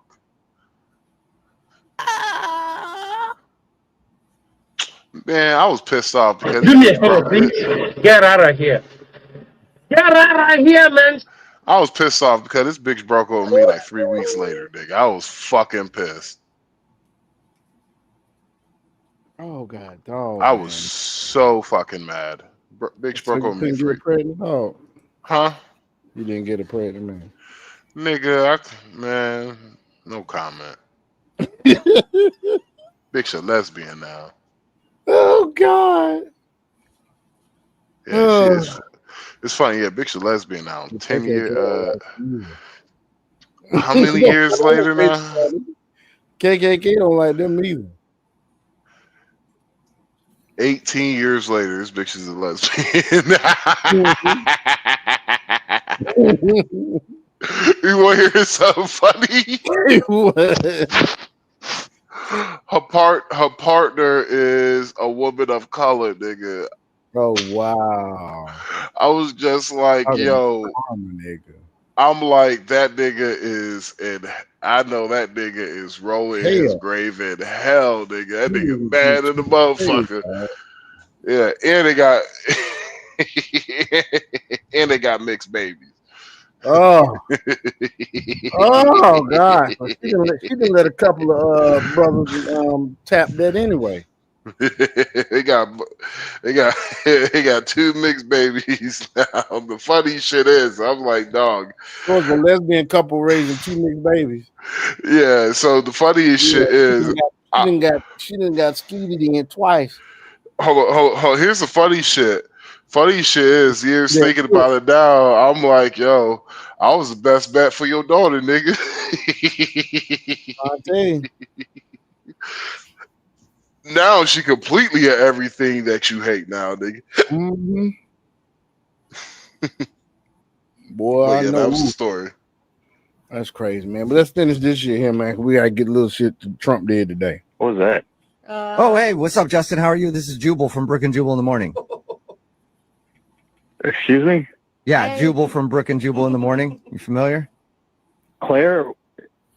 What's going on, Claire? Yeah, I'm here. Yeah, Claire's still there, Justin. Justin, this is Brook and Jubal in the Morning. It's a radio show, and we do a segment called the Awkward Tuesday Phone Call. It's where if you want to confront somebody about a difficult issue or you just have kind of an awkward conversation, you can email the show, and we'll give you some advice on how to handle the conversation as long as you make a very awkward phone call. And that's why we're on the phone now, is Claire wanted to call you and ask why you ditched her on your wedding day on our show. Claire, I'm on the radio. Who cares about that? Did you just say her dad? He wrote you a check for 80 grand. Yeah. Why would he do that? What? Why? And you took it? My dad would never do something like that, okay? I don't believe Well, he it. did. Give us a reason. Give us something. Look, I wasn't going to take it. I tried to say no, but he made me promise. And, I've never had $80,000 before. I couldn't turn it down. Wait a minute. So you are telling me that you didn't marry me for $80,000. I'm worth $80,000 to you. I mean, no, it's not. It wasn't about that. It's that your dad convinced me. He talked me into it. He said it was the right thing to do, so I figured, maybe he's right. So I took the money. It's the right thing to do to Wow. leave his daughter literally minutes before you're supposed to get married in exchange for $80,000. Look, Yes. it was a tough choice. It was a tough decision to make. But, what was I supposed to do? Right, not take the 80 grand. You could have not taken the 80 grand and married her. Look, I tried to say. Hey, he got more than a lot of men getting divorced, nigga. Exactly. Hot damn it. Yeah, that shit. That's a good return of probably the ROI. You see the ROI on that shit. He came up 80 grand and lost Lost what? What did he lose other than time? He didn't And probably paid for a couple of dates. Probably paid for the engagement ring. Probably lost that money. You know what I'm saying? Couple of dates, an engagement ring. We went to the movies like 12, 15 times. Went out to Cheesecake Factory like 10 times. Went out for coffee like 8. We had a lot of Netflix and chill at the crib, so we drank a lot of wine. So we bought like maybe two bottles of wine a week for about 6 months. Yeah, That's what he went through, dog. They might have went to Papa those 3 times. But 80 grand covers all of that, bro. Why did you leave me for 80 grand? Like 80 grand covers 80 all of that. grand. Even if it's the car included. Man, look. Even if the car included, he still came out on top, bro. Yeah, and the dad must have seen something to give him 80 grand to not marry his own fucking daughter. He could have threatened him. He could have threatened him and had him leave for free. Exactly. Hey, bro. What happened? Dad was just like, listen, man, my daughter ain't shit. Let me go and give you this money. Hey, man, I'm gonna give you this $80,000 for your pain and suffering, bro. But my daughter, my daughter ain't shit. You stupid nigga. Do me a favor, please. Get out of here.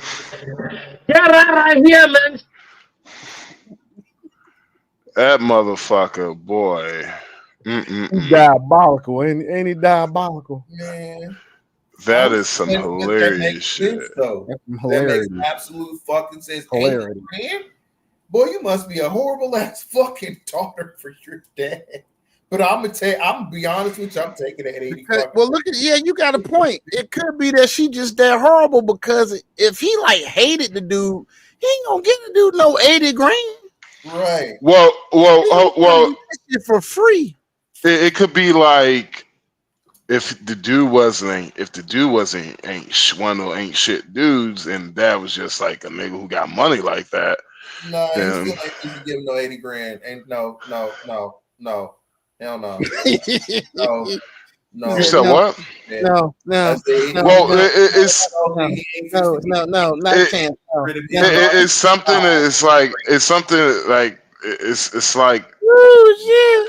it's not unheard. It's like this is Oh, he must be honestly a it's something terrible has ass been heard father. of many times before. You know, it's something has happened plenty of times that's common because say if a dude is trying to marry your daughter and he's a lower class than your family, but your daughter is madly in love and you're like, no, don't marry.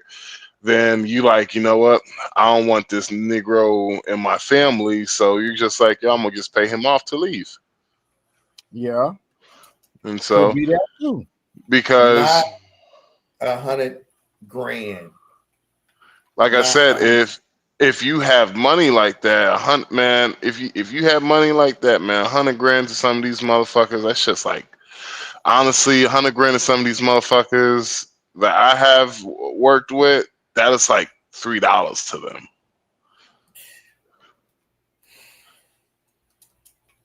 I know it's hard it's a hard concept to understand, nigga, but what makes hey, you think it's a concept to understand? I'm just saying in essence of him, of to what they're saying for that.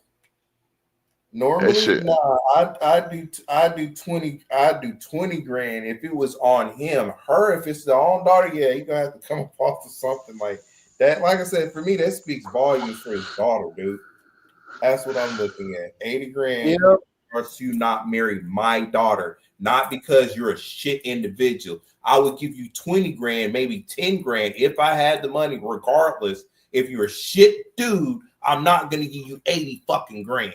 Ain't no fucking way. Nope. No. It's like this.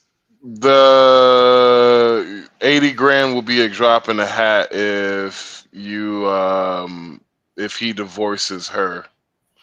Clearly her family had money, and so but by being blood, that money is her money if one day dad and mom mysteriously pass away or some shit. And so it's like that's a drop in the hat for a divorce. I bet you they probably didn't have a prenuptial agreement either. No, that's why he gave him the 80. Because he Yeah. liked him. And you see, he said his dad talked him out of it and gave him money to go along with it. His dad liked his ass. That's why he got that 80 bucks. Trust me, if he didn't like him, he wouldn't have got the 80 grand. Like I know. Preach. Ain't no way you gonna give a dude you don't like 80 something grand to Preach. give your daughter. And you don't like him? Come on, bro. Tabernacle. Well, you gotta look at. I'm looking at it more like I'm looking more at it as like, say you have a dumb girl, you got a dumb girl who fall in love with a guy that is not on your social. Remember, he said, "Oh, I never seen $80,000 before," and how she was just like she's flabbergasted because she's just like $80,000. Like you can tell she comes from a little bit of some memes. Family got some memes and shit. Mhm. And so I guaranteed you, I guaranteed you she didn't have a prenuptial agreement. That's the reason why he was just like, don't go on with this marriage. Facts. Because if he did have a prenuptial agreement, then there's no reason why the dad, besides, like I said, there's no reason why the dad would get, like you just said, I wouldn't, if I even like to do it, I wouldn't give him, I would probably give him $20,000. So that's the only reason. That's the only reason why I'm thinking like that. I'm just like, well, it's probably no prenup. They probably had money, and he liked his ass. To tell him, man, here, let me give you this 80. Don't even worry about my daughter because she ain't shit. I don't want you to go through anything. I really do. Like, I cuff you like you was a son myself, because I'm going to be honest. If my daughter wasn't shit and I liked the dude and he was like a son to me, and I'm like, man, look, I'm not fixed to have you to go through this, bro. Like, I know it's my daughter, but as a man, from one man to another, I wouldn't put no. But you're going to give him, and as a person, mama ain't shit. as a person you might like, you're gonna give him $80,000. You're gonna give him $80,000 just because you might like him. And I have the money, and I like him. Maybe her daddy is a man of means. 10 or 20. That might be chump changing their name. Yeah, that's why I was just like, yes, that's man memes, and I guarantee they ain't have no fucking prenuptial agreement. Probably not. But let's keep this moving, man. We gotta keep it moving, man. But he just talked me into it, and then next thing I knew, I was already gone. I was already driving down the street. Oh man, I couldn't take it back. I don't know who's worse for you, Claire, your dad or him. I can't, this is too much. Oh my God. I can't believe what I'm hearing right now. Look, Claire, I don't know what else I can say other than I'm sorry. All right, I'm sorry. To be honest with you, he did me a huge favor by not marrying an asshole like you, Justin. You put an $80,000 price tag on my head. How dare you? To be fair, he's the one who came up with $80,000. So I just said yes to it. He didn't put the price tag on. He didn't call you on the price. And Justin, how stupid are you? If you're marrying into this rich family, you could have had way more money when her dad finally kicked the bucket than $80,000. You are such an idiot. Well, he probably wouldn't have left me anything. The guy didn't like me. So at least the guy didn't. Told you, nigga. God, the logic here is terrible. My dad was completely right about you. You are so money hungry that at any chance Told you get, you, you nigga. would grab the money out of anybody's pocket. You're disgusting. Told you, And nigga, they ain't have a prenup. They ain't have a prenup. I get that, nigga. Damn, man. This nigga's back 1,000, bruh. He's batting 1,000 over here. He's batting 1,000. I don't like nobody.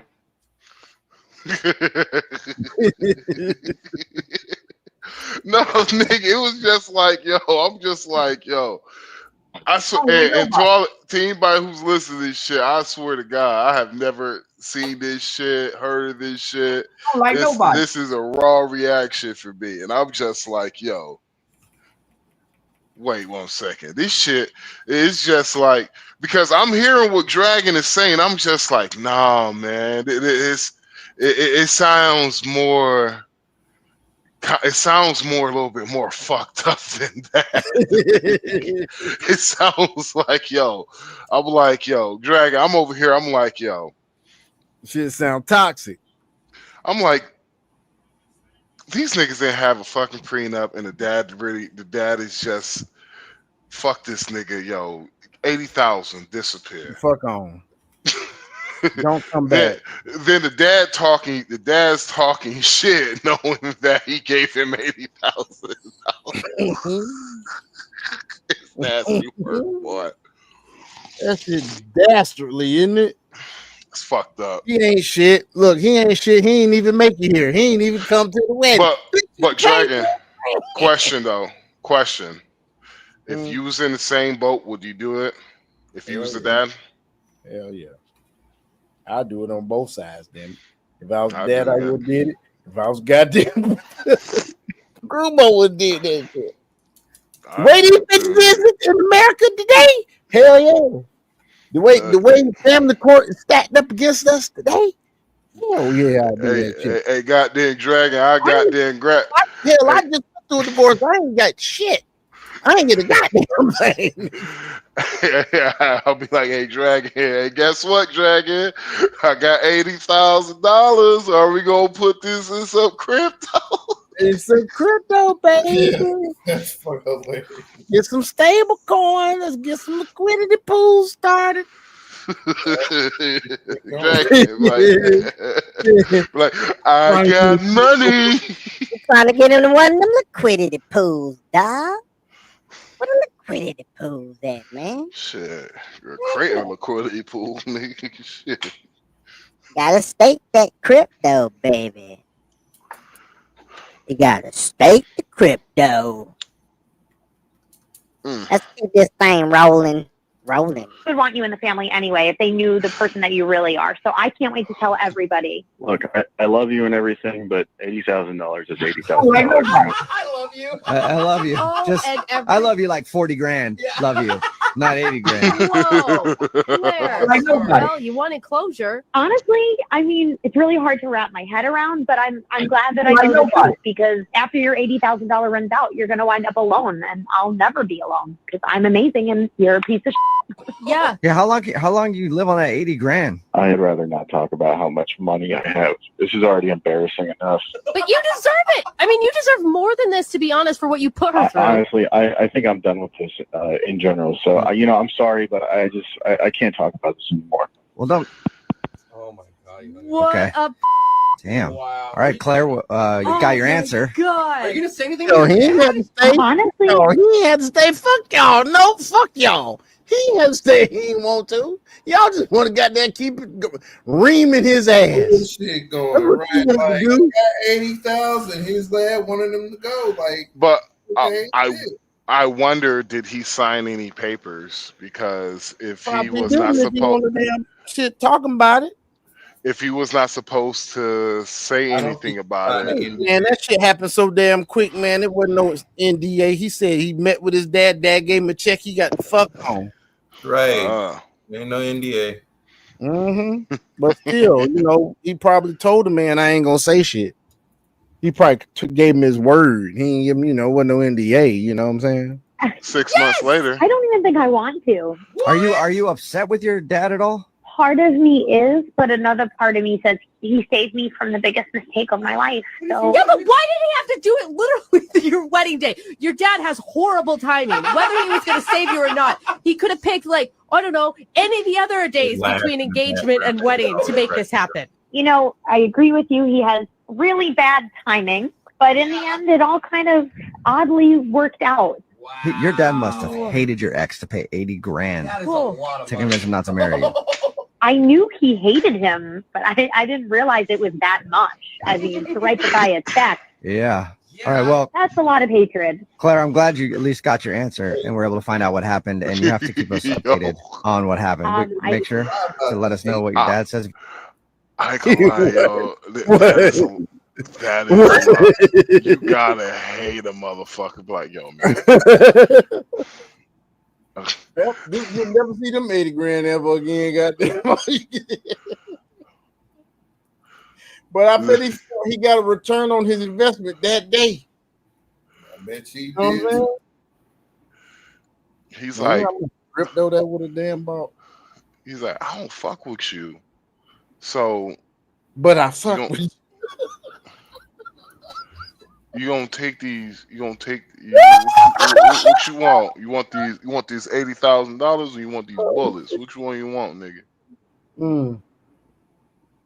I take the $80,000. I bet you would, nigga. Which one gonna be? Because you can go on the ripple today. Hey, you can go on the ripple today. You want to swim with the fishes, nigga? Go to the office. Go to the office. Corey. Go to the office. Now listen here, Corey. I'm tired of you talk. Now listen here. Now listen here, Sean. I'm tired of you talking all this stuff about me. Now this is Charles Barkley. Charles Barkley here. Now, when Sean was growing up, he was growing up with a bunch of killers and everything. Man, stop playing. Goddamn Charles Barkley. No, my favorite one that I'm trying to work on my voice. I'm trying to work on is Judge Joe Brown because that nigga is just now. I'm going to tell you. Now I'm gonna tell you one thing, about Kamala. Kamala, back in the 90s, she was a whore. She used to roll around with Montel Williams. And Montel Williams was kind of a little bit of a two-time pimp himself because he used to roll with these wild brothers back in the day. They used to call them two Tims because they was twins and they was big twins. They was probably about 6'7", 500 pounds each. You know how Judge Joe Brown be talking like. Now when I remember when I was growing up, we used to grow around with But Ike Turner used to run around the neighborhood and he used to give out kids money so we could get us ice cream.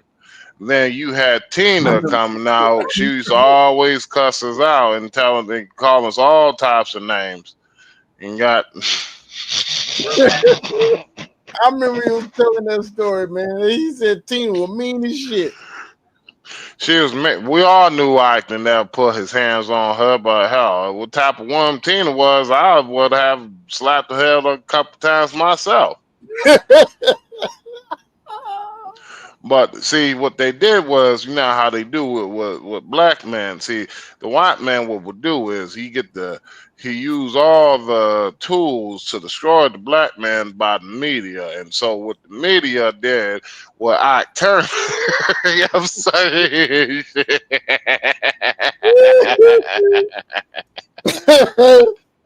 Oh gosh. Boy, you dumb, man. Hey, we're gonna get off this, go to another damn. Hold on, man.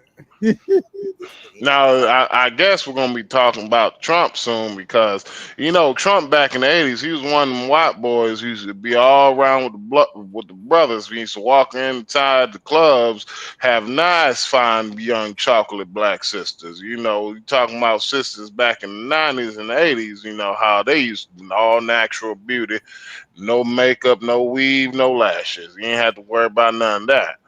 And so. Fellas, here we go. Dating advice. How about this for dating advice? How about this? Man, shit, move the banner. Move the banner real quick. You shenanigans sign, nigga. Yeah, okay. Okay, she got a nice little rump back there. Okay. This is the fattest poom poom you will ever have. That's what they all say. You'll never find That's what they all somebody say. like me. You broke up with me like 3 times already. Goodbye. You'll be back.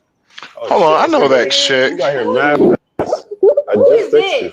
Oh Let me my God, handle I this miss real you quick. so much. All right? Wait for me in the bed. How you missed him? You don't Watch know out, him. watch out.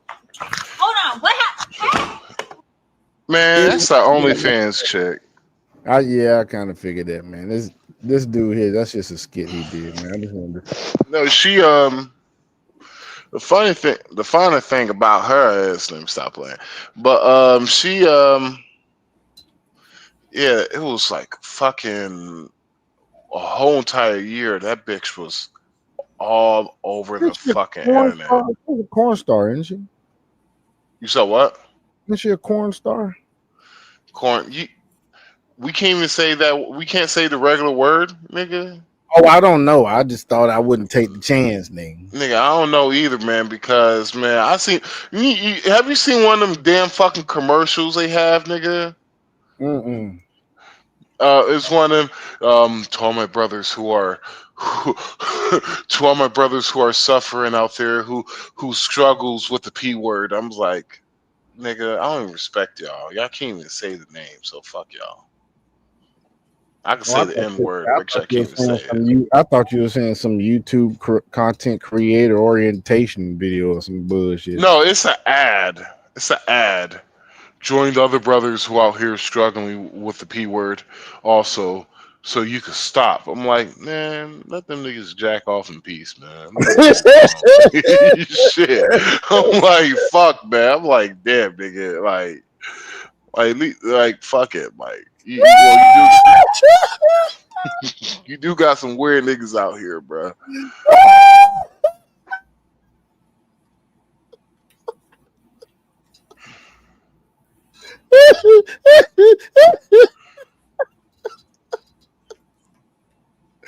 Oh shit! Well, shit, man! Oh shit! Hey, here go the last one we're gonna show for now, man. Then we gonna get on. Oh, this dude is stupid, man. I'm just saying, bro. I'm just saying, Sean. I'm just saying, Sean. Hey, Dragon, just be thankful, Dragon. You was not there in Santo Domingo with this nigga. Sean, but just hear me out, Sean. Hear me out. All right. So I thought I had a problem, nigga. Right back, I thought I had a problem about 4 years ago, nigga. So I hit one of them, you know. I hit one of them ads up. I'm like, you know what, man, I might have a problem and shit. And nigga, I get into one of these. They have like a consultation. You do a video consultation and shit. And the whole entire time, like, and I was kind of tired too. I just woke up, so I was like, oh fuck. But the whole entire time, I am talking to this dude, and I was just like, you are a good-looking dude to have a masturbation problem, bro. I'm sorry, bro. You are too good-looking of a dude to have this problem, bro. The whole I couldn't even understand what the fuck he was talking about because I was just busy looking at this nigga and just thinking about. I'm like, bro, if this nigga have a problem getting pussy, bro, like ain't no like you might as well say that you might as well just fuck it just drop the bombs, goddamn it, release the Kraken, drop the goddamn bombs, nigga, because all I'm gonna say is, dog, nigga, this nigga, he was a beautiful nigga. It was the nigga was bruh, nigga, this nigga was he was Hispanic with goddamn blue and green eyes, nigga. This nigga had blue and green eyes. Look, I was like, this shit's a goddamn scam, bro, because ain't no fucking way a nigga as beautiful as you having masturbation problems. This nigga had a bromance, nigga.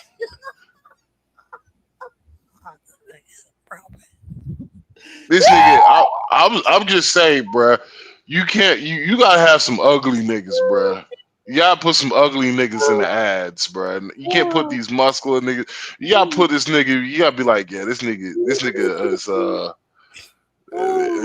this nigga jerk off in goddamn Walmart bathrooms. Shit.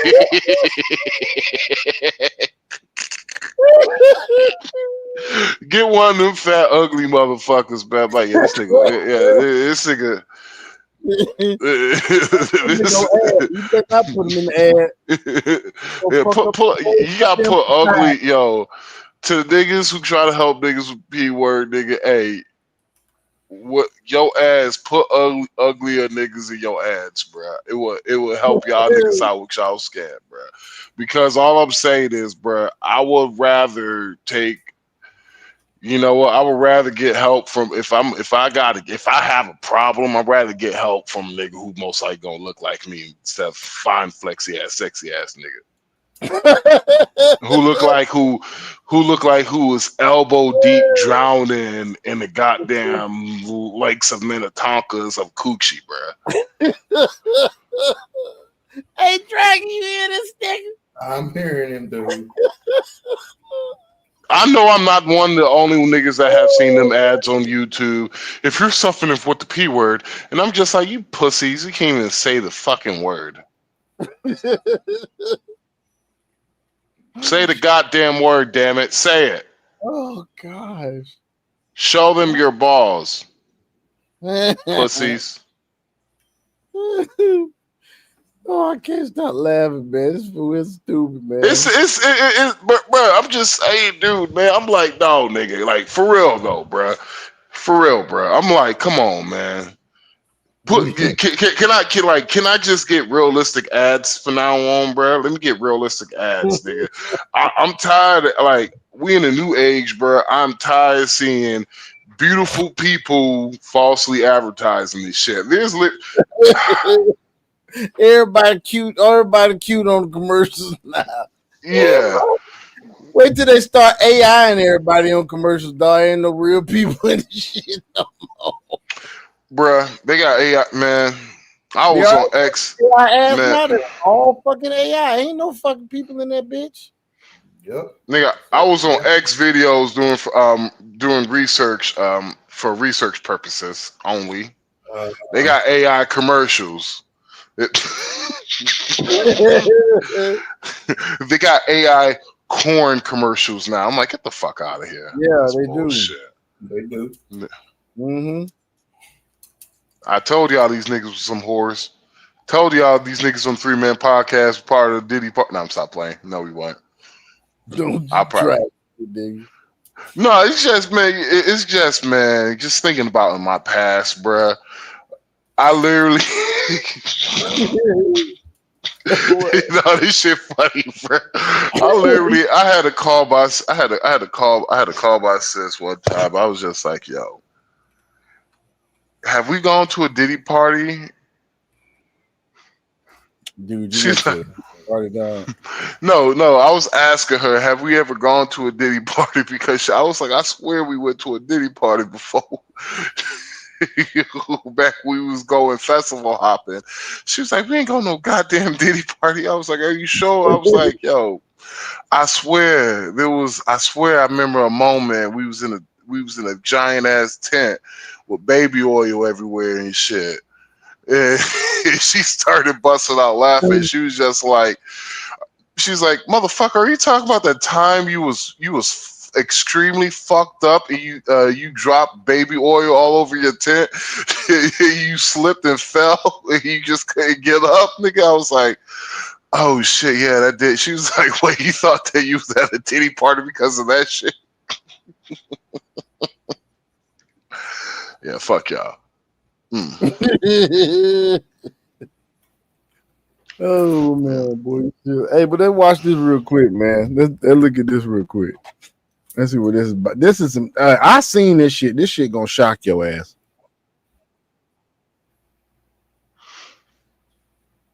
No volume. Yeah, that's what I'm trying to get. That is because out of them. Just give me my money. Yeah. Now you see it says woman recorded herself happy to divorce her husband of 70 years and excited to date new people.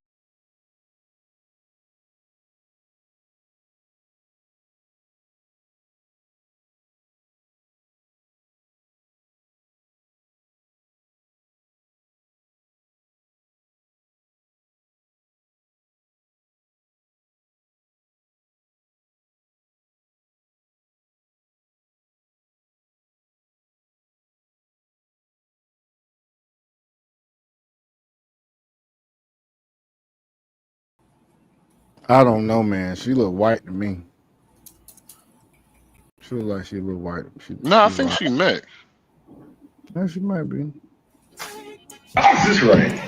You and I were married. You had a life together. You still have to maintain their lifestyle. She'll be the only one you're paying child support for unless you're going to be having anybody popping out babies.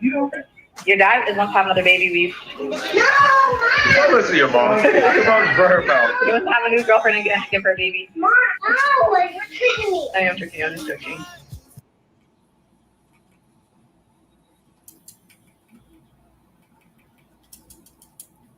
We're divorced. Happy Father's Day. You're a single man. You're a single man, friend. Happy Father's Day. Yeah, I got my court papers. Thank you. Here's his divorce paperwork. He got delivered on Father's Day. Happy Father's Day. Who want to holler at me? Holler at me. He's a single man, ladies. He's up for grabs. He's up for grabs. All right. They looking for a stepmama, Nibby, right here. They looking for a stepmama. Happy Father's Day, fam. John, how are you? Hold on, what happened?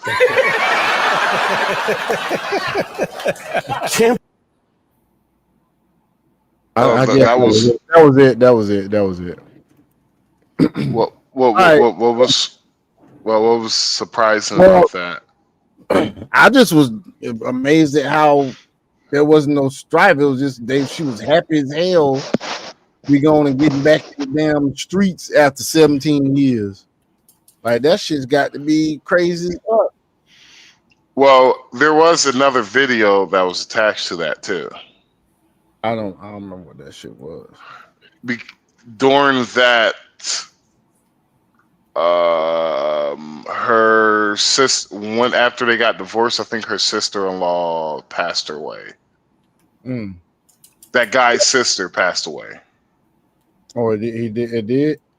Yeah, and while the family's in mourning, she is literally flaunting her excitement all over social media. I didn't see that. That was the second video of it. If I remember correctly, because I actually seen that video. I just remember it because there was a part of it that. Hold on, let me see. I can see real.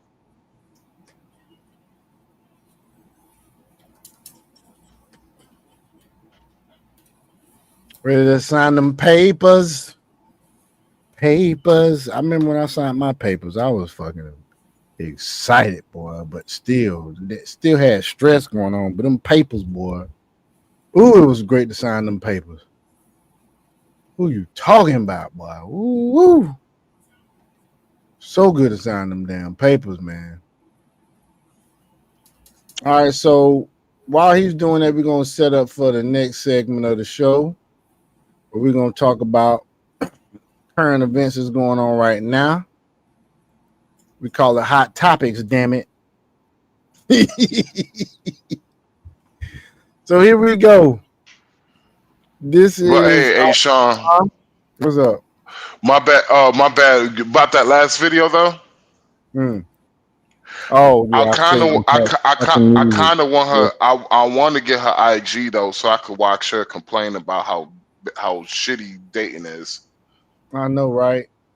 Yeah, I know. Because 17 years, that's why I have told all of my female friends. That grass ain't green.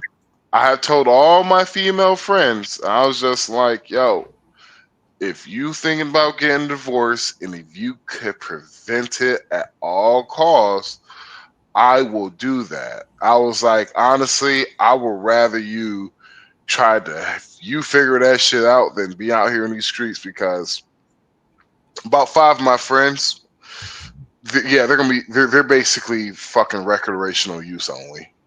Oh wow. Yeah. That's crazy, man. That is freaking crazy. But you do have simps out here, and this is the reason why I hate simps so fucking much, because a single mother of 5 kids who was the reason why why her husband divorced her is because of the fact that you was a shitty fucking mother and a shitty wife. And so putting up with that shit, and she has no accountability of it. Simp, a white simp, a white boy, and I'm talking to you white boys too, literally is a stepfather to 5 mixed kids. Yeah.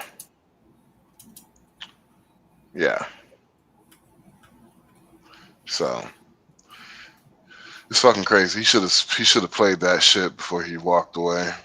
Oh well. What you doing over there, Dragon? Nothing.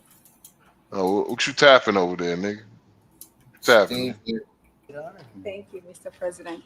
So, as Caroline has mentioned, President, first of all, I want to let you know that I'm the only African reporter accredited here at the White House and covered for the entire continent. So, I just arrived from Congo, Democratic Republic of the Congo, yesterday. I went to see firsthand how the people is feeling and the president's message, President Felix Tshisekedi, about this upcoming peace deal. And let me tell you firsthand what I've witnessed myself. I spoke with the people on the street. I spoke with youth. They know your name. They know that a president named President Trump is working hard to finally bring peace to the country. I saw hope. They have hope now for a better day in Congo. They see what you're doing as a future, better future for Congo. And I had opportunity to sit down with President Felix Tshisekedi for an interview because I want to understand his mind, what he's thinking, his feeling about everything that your administration is doing. And he told me firsthand that for many years, many American presidents overlooked this conflict. They didn't do nothing. Even myself, I covered President Biden's administration. I pressed many times about this conflict. People are dying in Congo. This country has so much potential, but they need help because this war is destroying the country. Sure. They never gave me any answer. And he told me, President Tshisekedi, that you have no idea, he's very thankful for what you're doing, for what your administration is doing. Not only him, the entire Congolese people, they see that finally they will have hope. And President Tshisekedi also mentioned at the end of my interview that when peace finally comes to Democratic Republic of the Congo, he's thinking to nominate you as a Nobel Prize Peace, because he said you deserve, you have been working to bring peace in the world, not only at the Congo, and he's very hopeful to meet you in the future. That's so nice, boy, and that's so beautifully stated. And Caroline said, number one, Now I'm gonna tell you now, Trump likes some women now. Watch this shit now. He ain't gonna be outright blatantly disrespectful, but you know Trump had a chance he'd be hitting that. I'm trying to tell you, watch this shit now. Right. She did say, and I shouldn't say this because it's politically incorrect, she said, she's beautiful and you are beautiful. I'm not allowed to say that, that could be the end of my political career, but I said it anyway. But you are beautiful and you're beautiful inside. So I wish I had more reporters like you. I ain't gonna lie, yo, she fine. She cute. Yeah, she is. I'm telling you though, hey, they say he a racist. He's telling an African woman she cute. He's like, I'm surprised. Then you got two African countries that have been in war for 30 years in a daggum office in the White House with Rubio, with JD Vance behind him, signing a peace treaty, dog. Trump, he has one more historic landmark to do, and he will be literally the best president. He will be next to the front runner. He'd be the second best president of American history. Yeah, he's almost there. He would be tied second between JFK. He almost there, bro. Look, man. This economy is fucking bouncing back. They said it was supposed to take 4 months. It's done that half the time. That's a goddamn bloodbath right now, boy. For me. I mean, yeah, in some areas different, but I'm talking about nationwide. Is that on average? We're gonna see if Trump get the get the truck in, huh? When the Fed cut rates, what do you think gonna happen? Oh, the Fed cuts rates, nigga. Oh my god, nigga. We were talking about him today. He said this man's so stupid. He need to cut rates. He gonna fuck up that shit. Nigga, when the Feds cut rates, bro, you talking about nigga, you talking about the like I say this.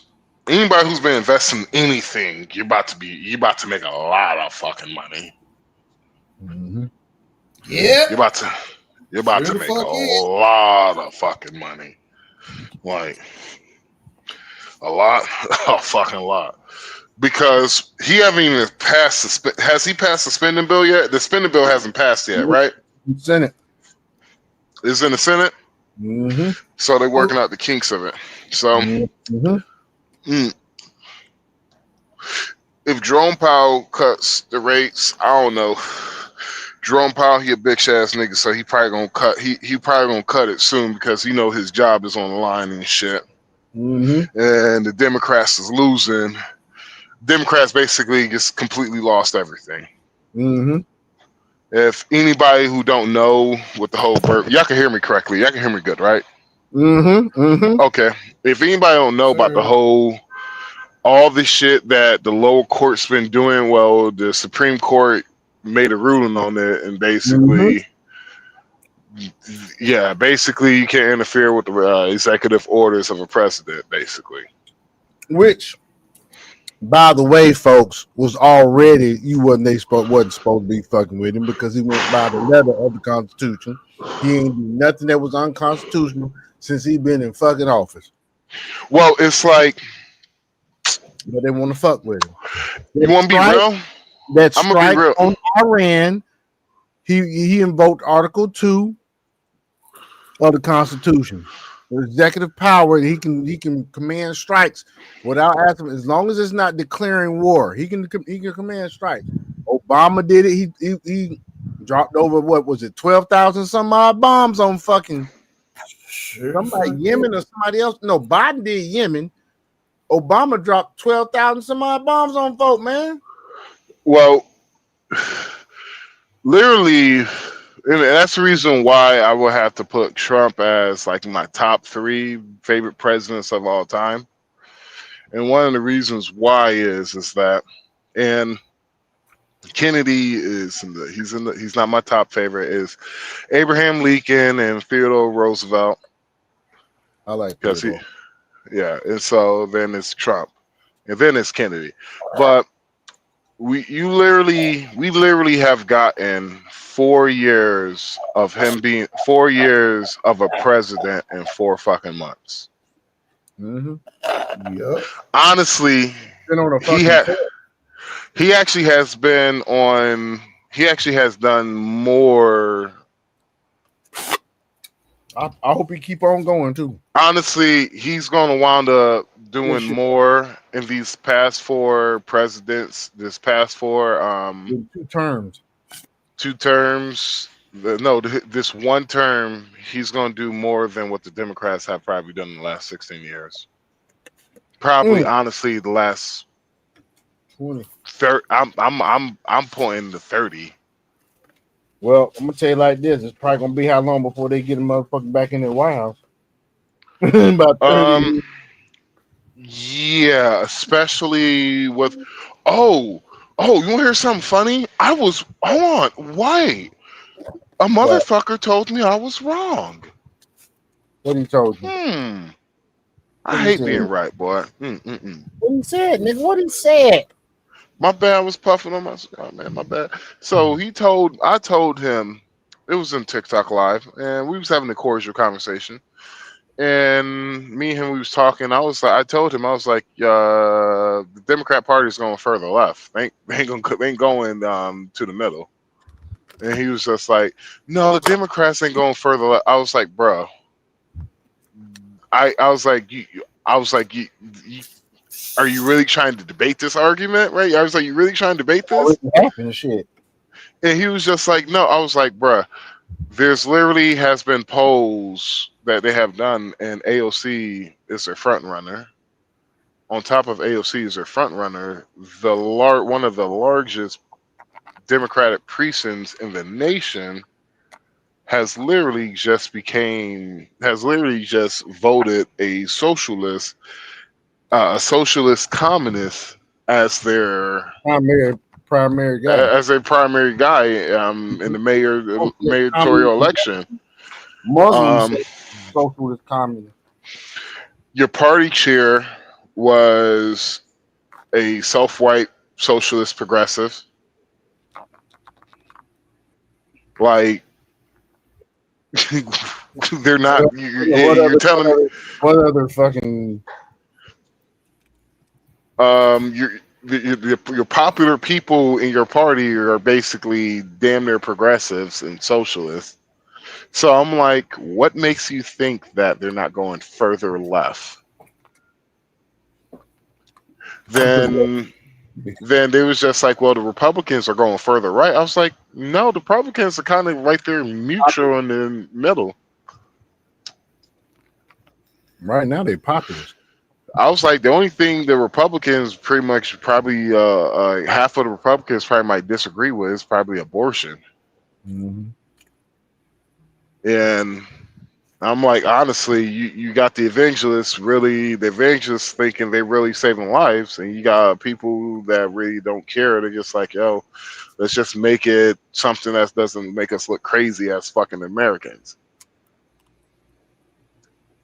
No late trimester, no fucking after birth abortions. Which they lied and say that it wasn't happening. Remember, the Democrats say that wasn't happening too. They said a lot of things weren't happening. Yeah, they did. Remember, they said they couldn't shut the border down without passing the without going through Congress. Yep. Makes you wonder what else they lied about. Nigga, they lie about the right being violent. They lied about everything. At this point. And for some, and somebody told me the right is more violent than the left. And so I was like, we could play that game if you want to, but I guarantee you're going to lose. They was like, all right, let's do it. And so I was like, okay. You had the Roe v. You have the Roe v. You have the Roe v. riots. You had the Antifa riots. You had the BLM riots. These riots that just recently happening right now. Then you had the fire bombing. You had the riots on the Washington lawn, the fire bombings. I'm like, that's about 5 acts of violence on the left. I give you, if you could tell me 5 acts of violence on the right, hell, I gave him 1. I was like, you could use January 6th. Give me 4. Motherfucking king, he couldn't give me 4. No, he could. But I was just like, you said the right is so violent though, but you can't even name 4 acts of violence off the right. Where did you start calling your names? No, he fucking blocked me. And dropped me off. He blocked me. He dropped me off the live, and he ended his live, then blocked me. My bad. He ain't had no trouble but in the live, man. You got caught up. You called him up. Well, he was very Trump deranged, bruh, and he just Trump. I was just like, listen. I was like, dude, you gotta go outside, bruh. Touch some grass. I was like, you gotta go outside. I was like, find you a woman or something, have some fun. I was like, bruh, this shit ain't it, bruh.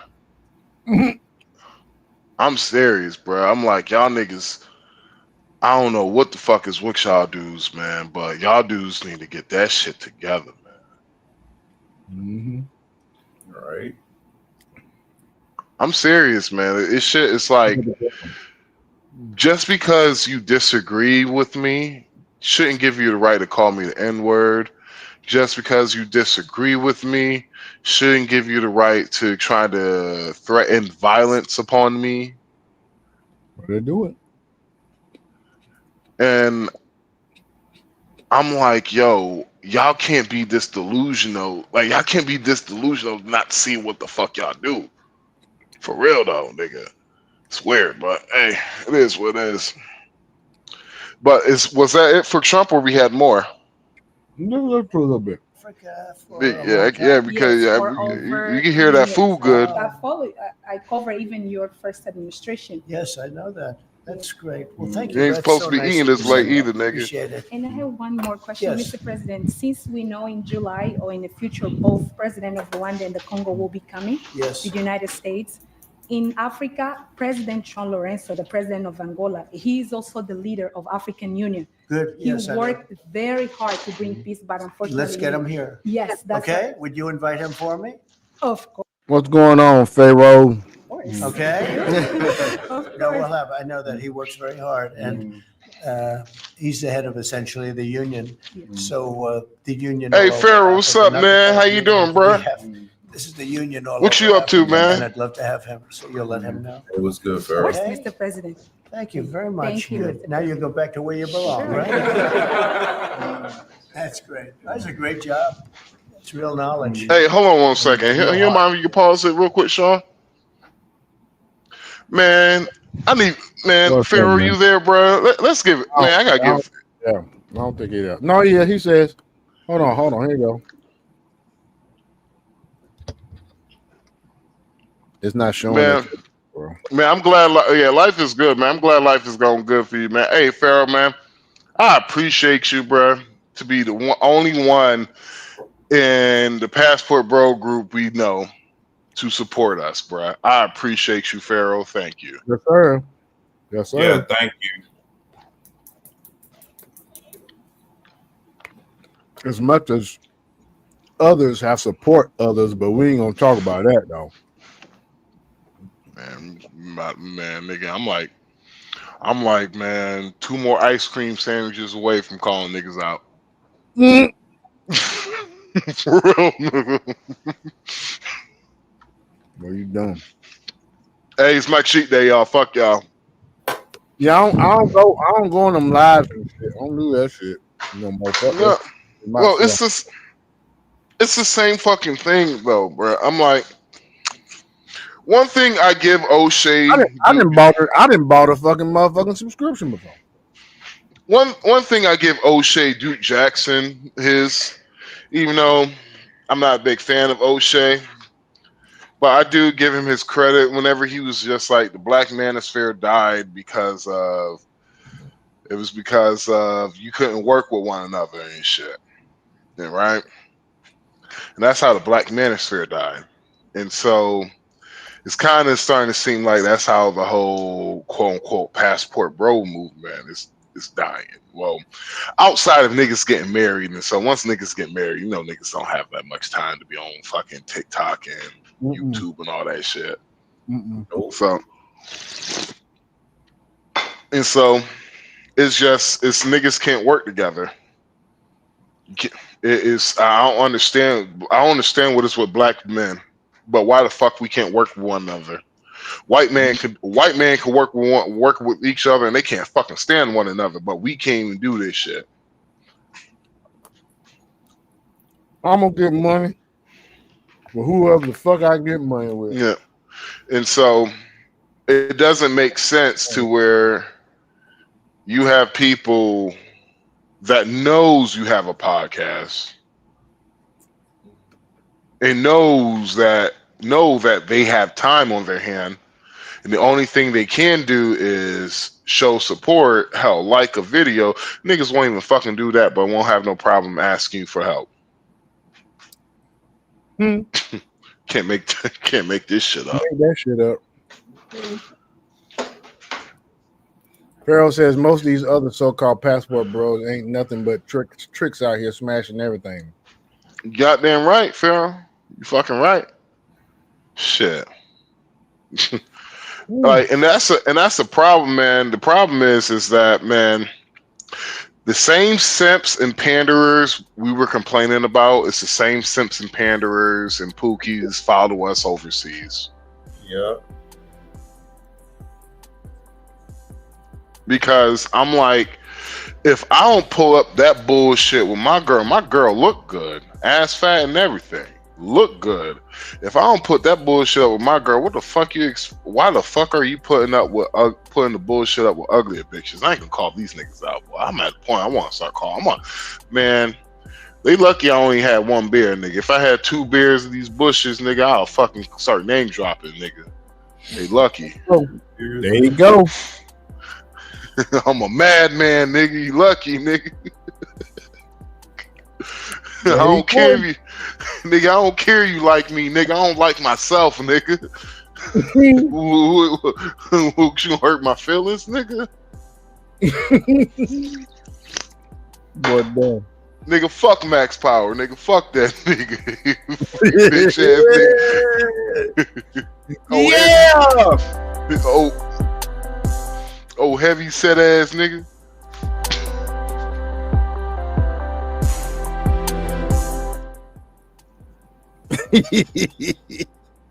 Heavy set ass nigga. Corn muffin head ass nigga. Corn muffin head ass nigga. Baby beluga whale ass nigga. Sean, if you don't shut the fuck up, Sean. Sean, you don't want this shit, Sean. You don't want this shit, Sean. I was joining in with the shit. No, nigga, I was joining myself, nigga. You call me a beluga whale, nigga. Fuck you, nigga. Yourself, man. You smell like tuna. You smell like tuna fish juice and hot dog water, nigga.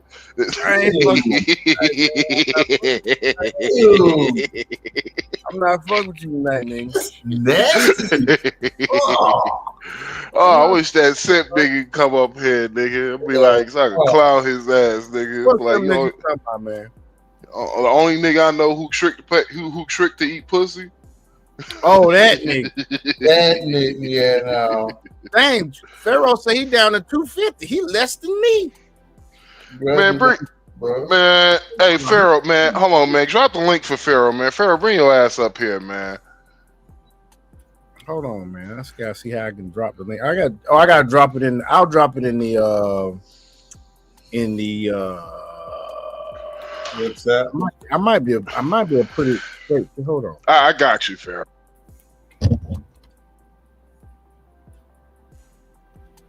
Hold on.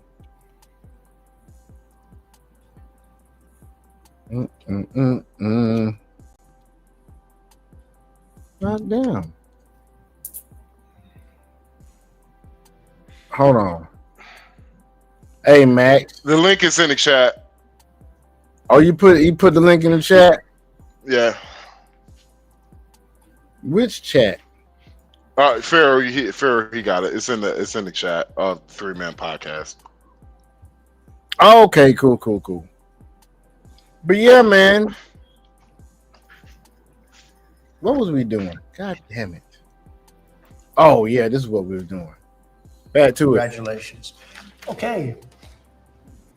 So we're here Just a little bit today more of to this. celebrate a glorious triumph, and that's what it is for the cause of peace. And this is a long time waiting.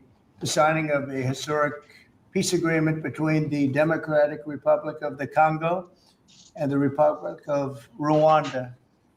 The conflict has continued, and it's been going on for many, many years. It's been going from, I guess they say 30 years, the Great Lakes region of Africa for a long time, and maybe even a time before that. How is the Great Lakes region? Must be beautiful, right?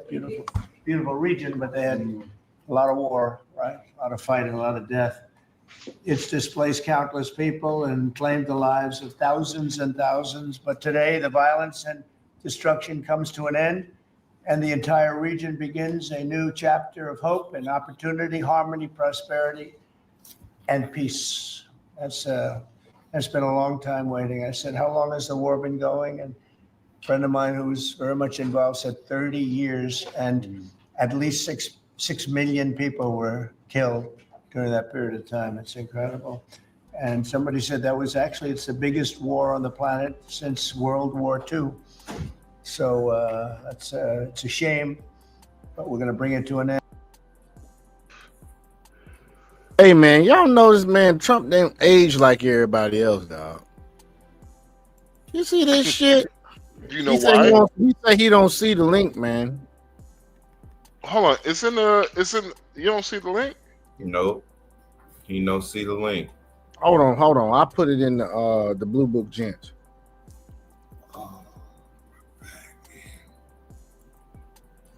There it is, Pharaoh. Pharaoh's in Blue Book Gents, man. Yeah. So let's go back to this. And I want to express my gratitude and congratulations to the representatives of the Does not look old like Democratic that. Republic of the Congo and the Republic of Rwanda, who signed this pivotal agreement a short time ago. They just signed right in front. And let me also thank Secretary of State Marco Rubio, who has worked very. What'd you say, Dragon? You probably be exercising real shit. I'm not even gonna lie. Probably be doing something. Well, Max said he knew why he wasn't looking as old as the rest of them. Why? He ain't say it. He stopped talking because I think I played the video and he didn't get his. Oh, my bad. No, the reason why he ain't aged is because he's used to working. Oh, well, shit. He's used to working and he's used to stress. And they weren't. No, they Well, he's Bush, Clinton, Obama. Yeah. Do you realize some of these niggas? The reason why it's like that is because Some of these time in the national office. Some of Bush these niggas first time in the national office. W. Bush's first time national office president. Clinton's first time as a national. Well, he was an Arkansas senator, wasn't he? So what it shows you, Sean, is what it should show you is niggas who have actually had an actual job. That's what it shows. Trump has actually had an actual job. Mm-hmm. The reason why Bill Clinton did not age terribly is because he's actually used to work. Niggas from Arkansas. Hey, we got Pharaoh with us, man. What's up, Pharaoh? Can y'all hear me? Yeah, we got you. All right, it must be a hot day. We can hear that AC unit. It's always hot out here, bro. I would go outside, but I ain't trying to wake my lady up. She knocked out sleep. We've been up all night. Shit, man. How you doing, brother? Oh, you know how it is, bro. Life is good. I'm just chilling, relaxing. Congratulations, bro. Down to 250. Yeah, man. Oh yeah. I'm 250 pounds down from much less. So that's 120 pounds. 120 pounds, yeah. Because you saw me, I was 370. Yeah, man. Yeah, I lost about 60 pounds myself. Well, the last time I lost about 60. You remember those Adidas shirts I had? Yeah. So the black one was the one that was the most loosest. Like that, I have it now. That shit is like completely loose, bro, on me. Bro, it's like shirt, boy, the shorts you got, I got from you, them motherfuckers baggy as shit on me now. Oh shit! I would say send them back, but the damn shorts I have, these fuckers are getting loose, and they're getting real loose now. So I'm getting there. Hey, just keep at it, bro. Keep at it. Whatever you're doing, you stay at it. But yeah, I stepped away from TikTok like months ago. I'm like this. All the thing I see on there is the same bullshit. Black women this, black men that. I'm like, yo, we keep pointing at the problems, keep talking about problems. I ain't never heard anyone talk about solutions. I try to talk about solutions, I get kicked out. So I just like, you know what, fuck it. Hell, I've been stopping even thinking about damn helping them out, man. The shit is over. The black community is over. We don't have no nuclear families. Y'all fucking fix that shit all you want. I'm going to DR. I've been telling people to start spending more time in the mirror. You know what I'm saying? Because 4 steps: look in the mirror, forgive yourself, forgive everybody else, then fall back in love with yourself. Those 4 steps will fix your life. Yeah. Ain't nobody trying to hear that shit. Well, Pharaoh, you're making too much. You're making too much sense, Pharaoh. That's the problem. I know. The thing is, they don't want resolutions. They want to keep the drama going. Why? Because I said this 3 years ago. The love language of our people and culture is divisiveness, toxicity, and drama. That's our love language. If it's not that, it's rejected by our community, bro. So, fuck it, See, Pharaoh, I want to do a Friday. Like, I want to do like on Friday nights. Like it's like my idea I had. It's like argument bars, right?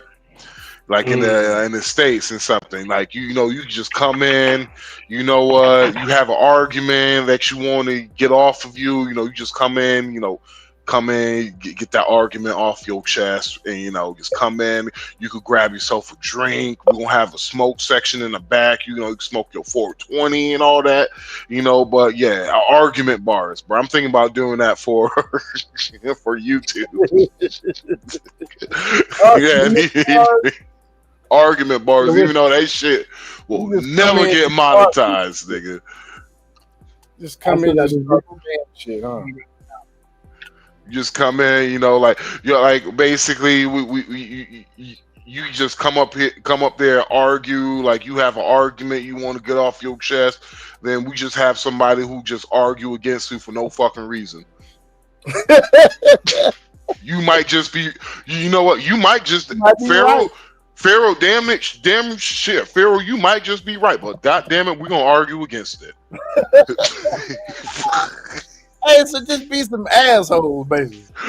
Yeah, I understand where you're coming from, Pharaoh, because it was like, Pharaoh, I was on TikTok and I was just listening. I was just like, man, fuck this shit. And I just dropped off the fucking live and fucking. I think that asked the host. She talked about what a real man is. A real black man do this. And I asked her, how many kids you have? She said 3. I was like, so you know what? And how old were you? I asked her, how old was she when she had these children? She said, she's in her mid-20s. I was like, so did you know what a real man was back then? She's like, yeah, I did. So if you knew what a real man was back in your mid-20s, how come you didn't have children by a real man? I got kicked out.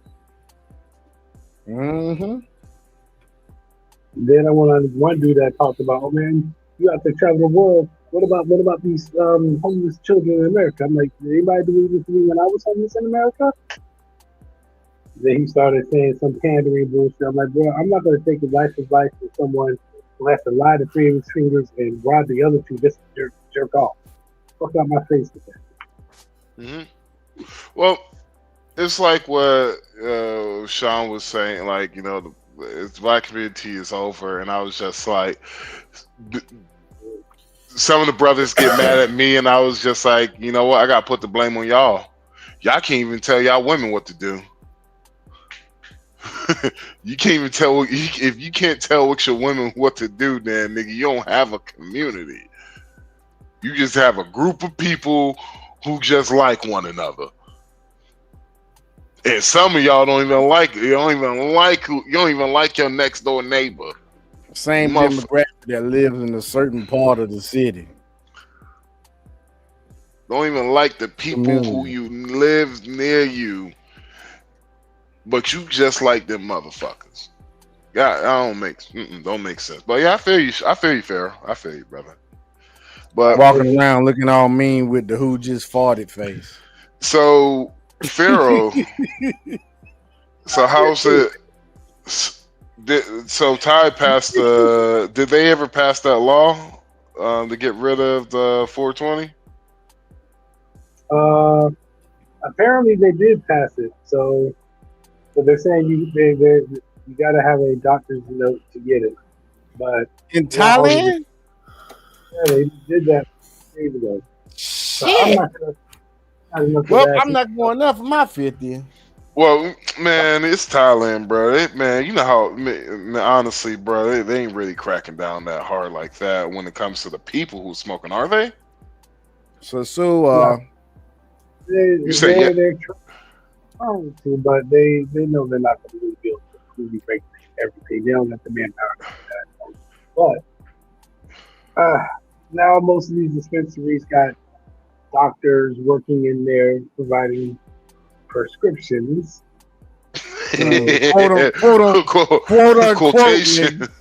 Quotations.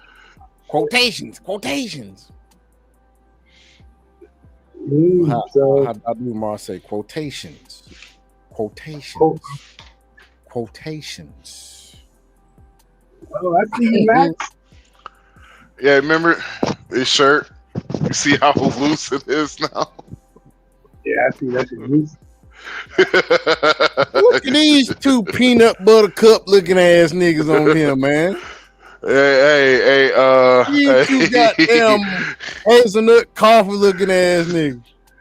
Man, hey Pharaoh, hey, if you lose 50 more pounds, man, you ain't gonna look like Suge Knight no more. You gonna look like Suge Day. Boy,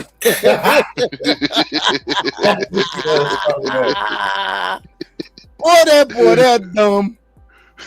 I'm gonna be like, yo, that dude got dumb, man. But you looking good, brother. That's what's up, man. I'm happy for you, man. You looking good, man. Yeah, man. I'm still sitting here chatting another definitely. Still look ugly as hell, though, man. Too bad that weight didn't do nothing about your face, man. But you know, congratulations, but you still ugly as hell, though. Oh, he like talking shit. He talking shit. She like it. That's what I told my girl. I was like, baby, I'm ugly in the motherfucker. She's like, you sexy as hell, baby. I was like, stop lying to me. She was like, well, I can't wait for you to come here. I'm like, okay. Like, she likes it, yeah. I can't get this girl to quit. Every time I'm trying to sleep, I feel a hand grabbing on me. I'm like, hold on, bro. Leave my shit alone. Every night. Hey, Sean, like, you remember them old niggas back in the day? They had that. They had that cigarette. They had that cigarette right there. Ain't going nowhere. Right there. Oh yeah. Now listen here, little sucker. I'm gonna tell you something. Now you go. I know, goddamn it. Now listen here, Jack. You don't understand that. Now listen here, Pharaoh. You gonna quit talking to me like that? So listen here, sucker. I ain't Ain't nothing but carburetor. Ain't nothing but carburetor right there. Carburetor. It take about 2 hours to fix that thing. I'm bring it over here. Put it up listen here, Jack. Get it in the garage. Yeah. Put it on their lips. See what's going on. This nigga Pharaoh spoke with a joint. He try to do that shit with a joint, nigga. Don't let that paper hit. Don't let that paper get stuck on them lips, boy. Like it happened to me one time. Man, I pulled that shit. I was like, "What the fuck? I got Velcro on my lips, nigga." Like fuck the whole blunt, didn't you? No, man. That's the reason.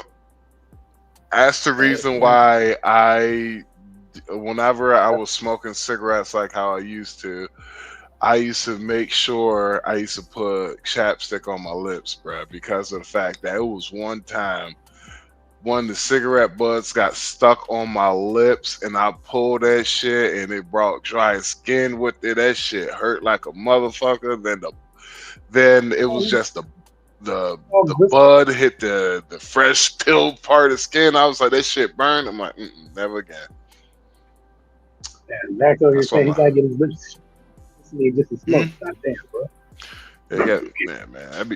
I was about to say something mad moist. Pause. I'm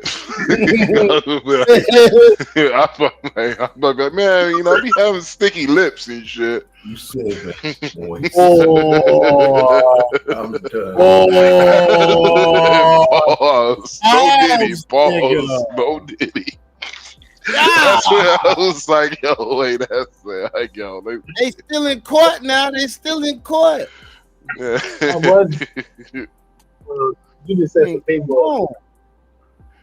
You said what? You said what, Pharaoh? I hear you. So that was Diddy. You said that with extra baby oil. Yeah, that's Diddy with extra baby oil and lube, nigga. That's how that shit was moist in the motherfucker, boy.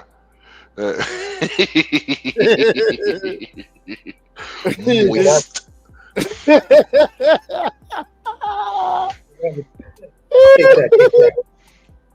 Oh man, I'm telling you, Pharaoh, my childhood is ruined, bro.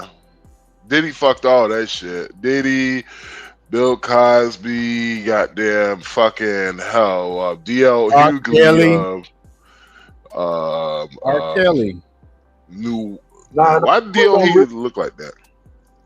H. Bain doing them fucking cartoons. That fucked up my childhood.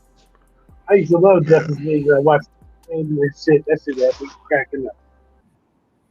I realized, bro, Blue Clues, they had about 5 to 6 different dudes, and I was just like, oh shit, I'm old now.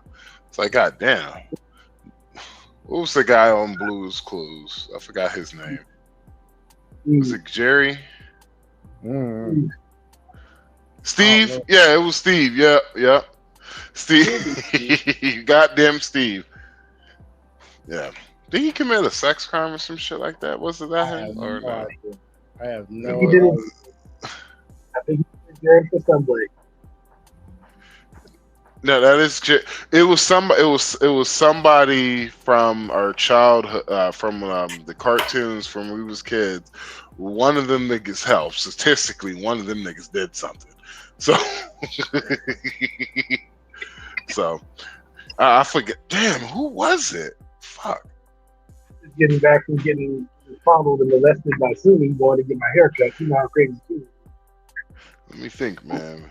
Now I'm gonna have people on the internet thinking I got fucking touched by one of these niggas when I was a kid. Show on the doll. Show us where DD touched you at. Sean, what's up, nigga? Nothing, man. Speak, nigga. I am here, man. I'll let y'all go ahead and run with it, man. Really better. Hey, but we were talking about Trump. Let me see what else we got up in here to talk about. So, have you been following American politics, Farrell? Maybe. Not really.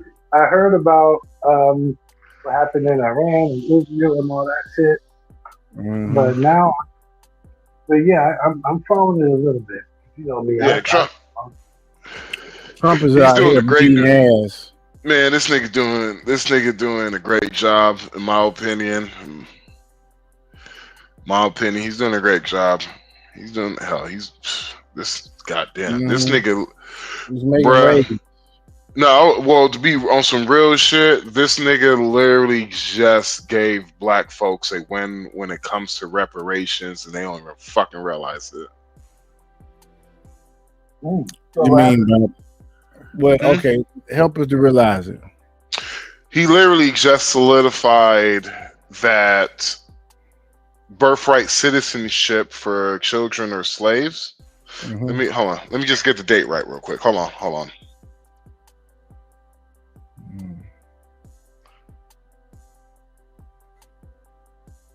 You know what? I'm about to take it back home. I'm about to make me a fucking peanut butter and jelly sandwich. You'll get your peanut butter and jelly sandwich, man. Yeah, birthright citizenship. I got something on Anton Daniels was talking about it 8 hours ago. So birthright citizenship. So that was actually the reason why black folks were able, like, not only to. It was basically the reason to. They weren't trying to make black slaves American citizens, right?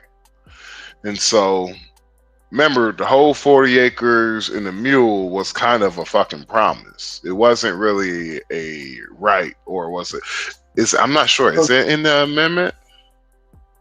No, I have the Emancipation Proclamation, but not in any. So it's in the Constitution.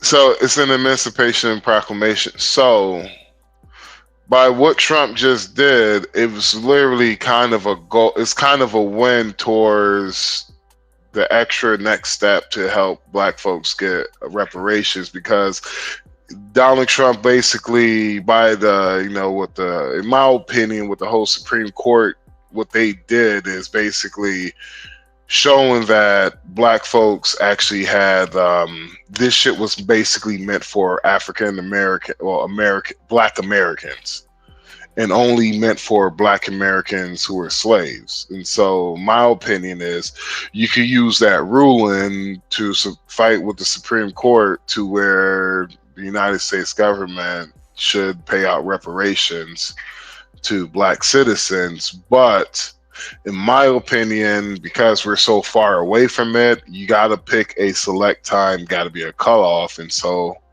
that's why I said the 1965 Immigration Act.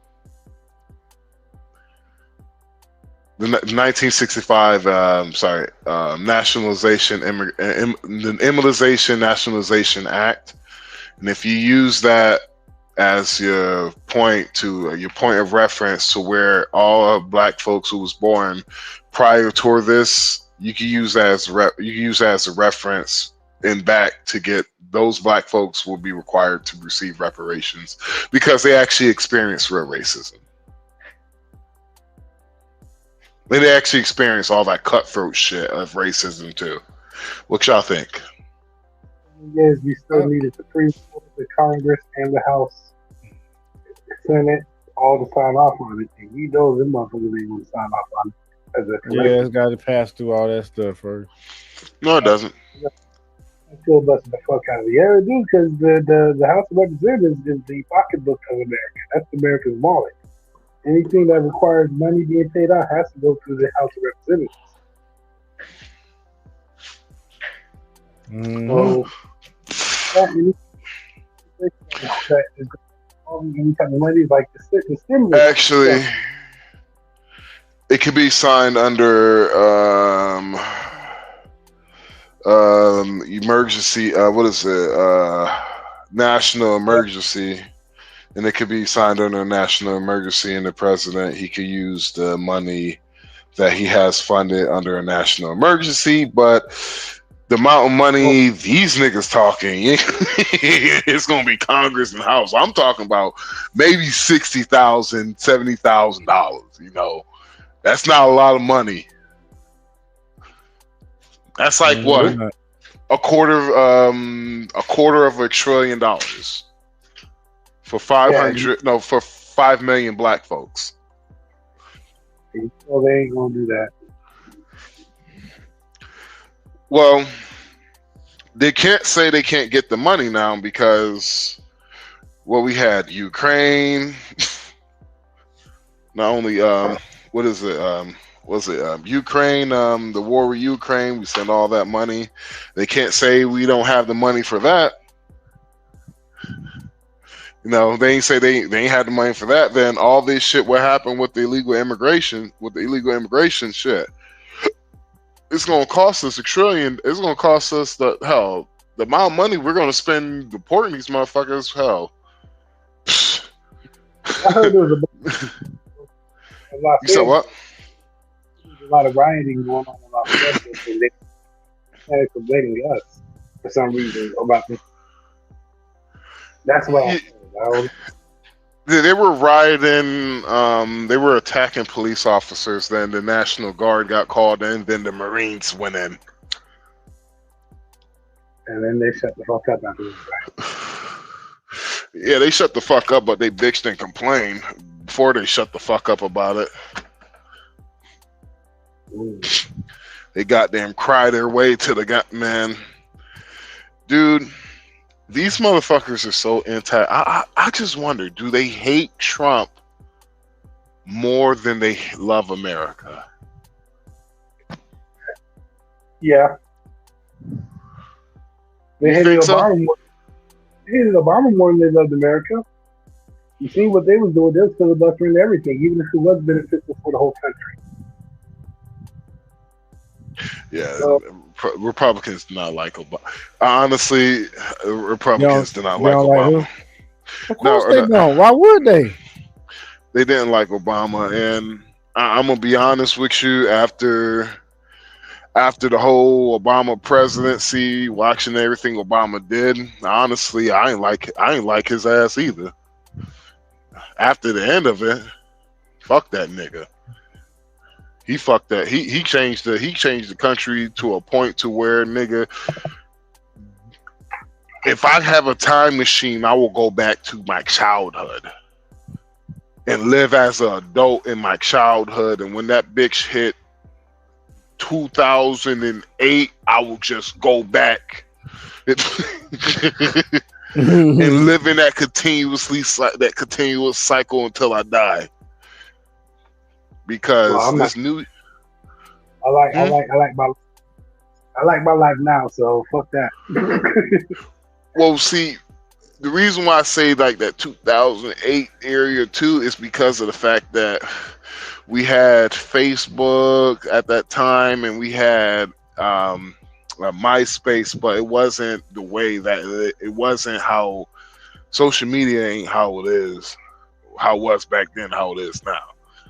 Like, shit. That was back then. Women could say dudes ain't shit, but men couldn't say women ain't shit.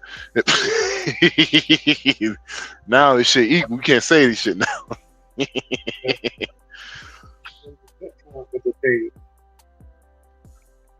I actually did that, and Facebook banned me for that. Do what now? Yeah. They banned one of my accounts for that shit. It was my troll account. But I put a side-to-side screenshot and I put men are trash and I was able to post it. Then I put women are trash and it said goes against community guidelines. Mm-hmm. Then Then I posted it anyway. Then Facebook, they banned me for it.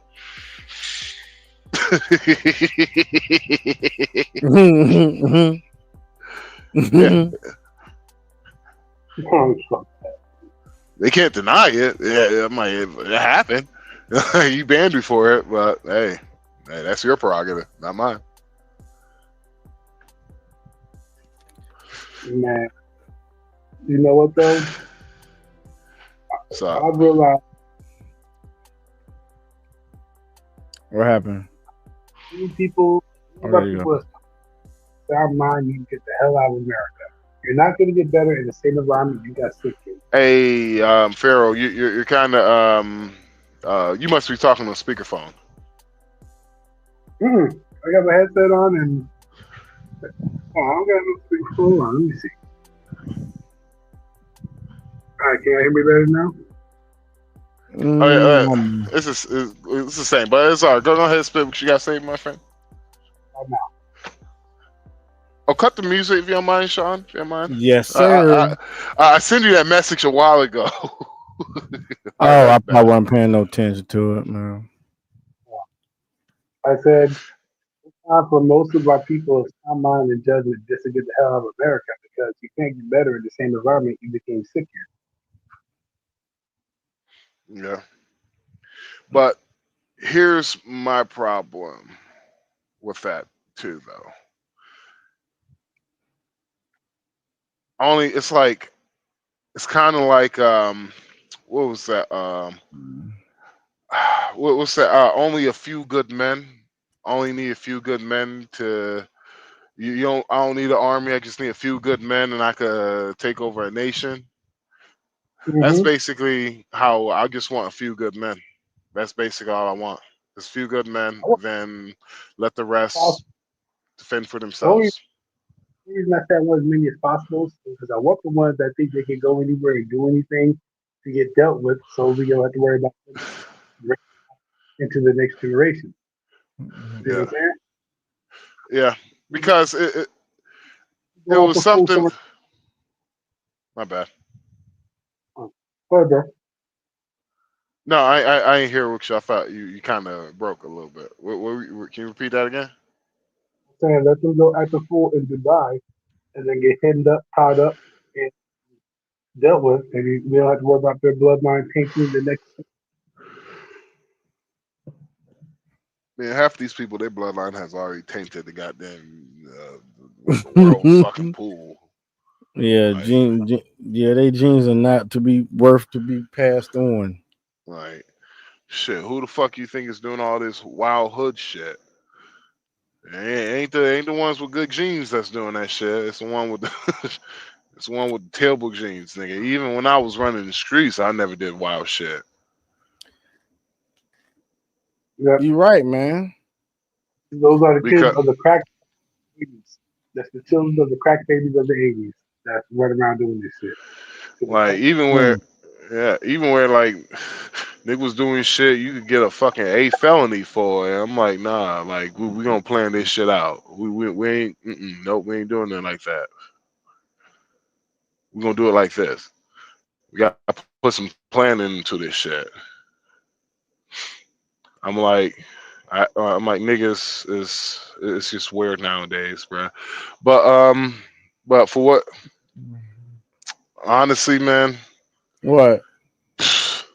I just don't, man. It's just some of these motherfuckers are literally fucking it up for us in some countries right now. Like, if there was a dude who's missing. I ain't gonna say he's unalive, but I he's know you're missing. talking about in the DR. And so my thing is, and it was like I was saying, well, one, how can we classify him as a passport bro? Is he any passport bro sites? Anybody say he was a passport bro? Did somebody come out? Oh yeah, he was a member in our group. No. You remember then two, what did that dude like? Did he fall into a scam with that woman? Then I don't know what happened. I I think what the story is that he married the chick, brought her back over here. She ended up getting her green card, I think, right, Dragon? And then she dipped out on his ass. So he went to DR trying to find her ass, not realizing this bitch probably ain't even been to DR. So this is probably right before the whole Passport Bro movement happened then, because it takes a long time to get, huh? I said, do I know him? No. I was saying, well, this probably have happened before the whole Passport Bro movement, because don't it take like about 10 years to get your green card?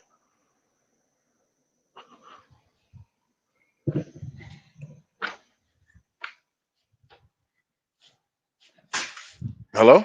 Yeah. I was asking that was a question anybody could have.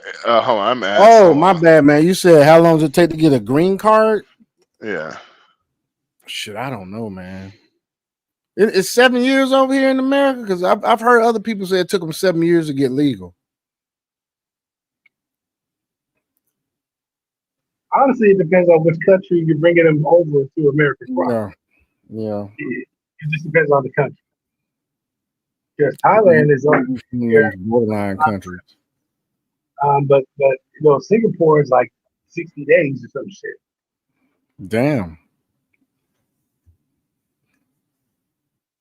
Damn, Max, did you freeze, nigga? Yeah, Max. No, I ain't freeze. I was looking at. So, the procedure time is usually 10 months to 2 years after marriage, but I think you have to be married about at least 2 years for that procedure. So, yeah, you got to support that you can support them for 10 years before they can get their green card. Okay, so 12 years then. So this is kind of some of my problems with Antoine Daniels a little bit too. It's some things he don't know about, but he wants to talk about it like he knows about it. And it's like he's talking about, well, dude's just going out there to Dominican and probably get boxed. I'm like, you know what? Yeah, there's probably some dudes who are doing that, who just going out there to get boxed, not trying to find a woman, or they just trying to go out there, have a good time, get boxed. I'm like, okay, cool. What's the problem?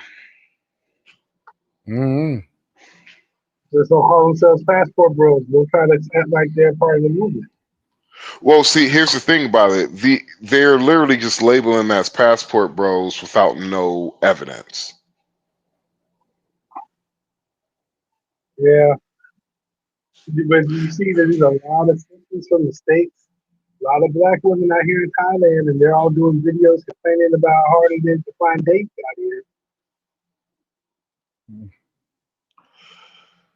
I have seen about 3 videos. Well, actually, my bad, not 3. My bad. That was in another country. That bitch, she was in Japan.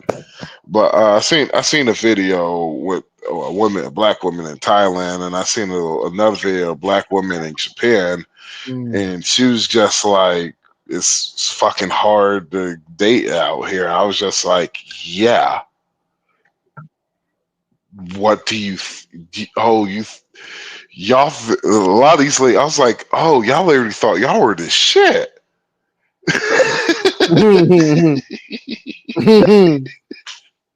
I'm like, oh, y'all thought y'all were the shit, and you realize that you realize that these motherfuckers, they were just like, yo, the green card ain't worth it.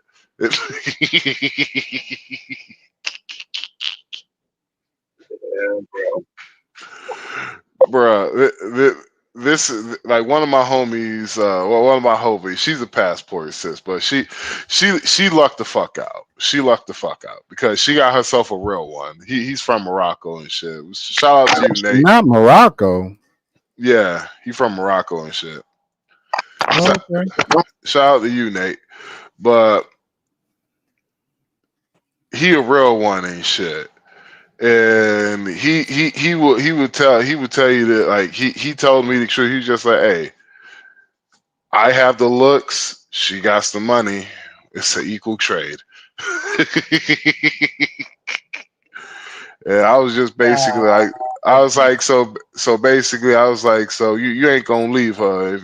He was like, nah, man. He's like, not. He was like, we don't do that shit. He was just like, once we get married, we're married we're married forever. He was like, I was like, well, what happened when she tried to leave? He was like, she ain't leaving me, bro. I was like, oh, you that confident? He was like, yeah, I'm that confident. She ain't leaving me, bro. Like she.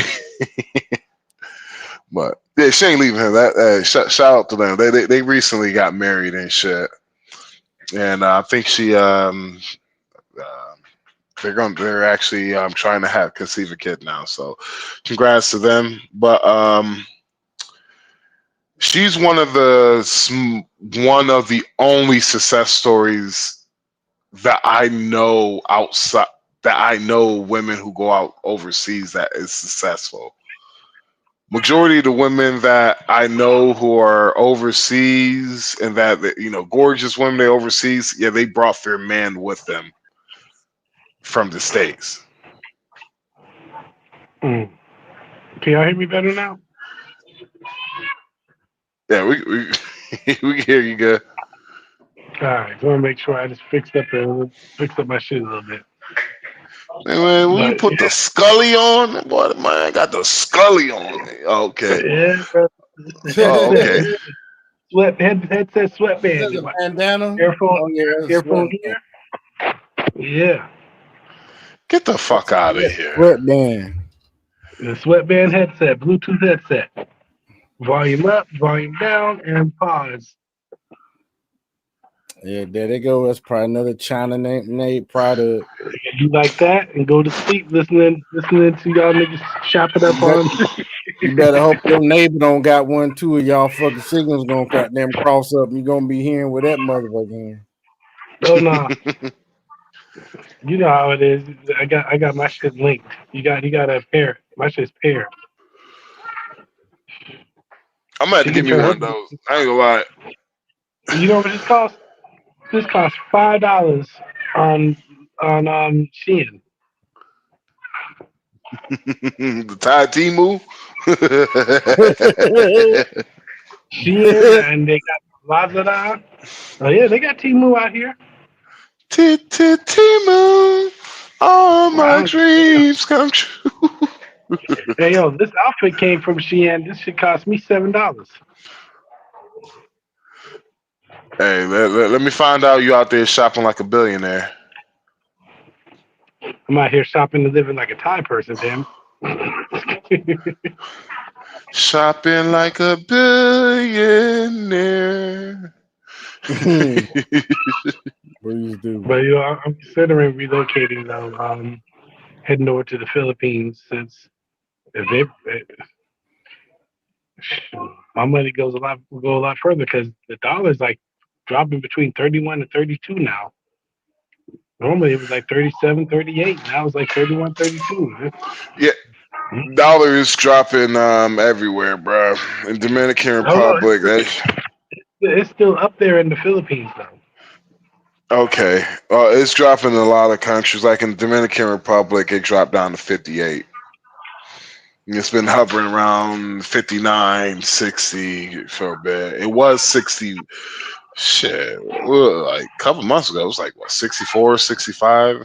Shit. I was, man, I got spoiled that time. This nigga smoking his Gollum pipe. Damn right. Old Toby. But who got a nursery, man, on the other side? Is that you, Pharaoh? Nah, it's kids in the pool playing. Oh, okay, I see. But yeah, man, I'm trying to. I would like to get, a little small group of us, like honestly. I would love to call it the Travel Manosphere.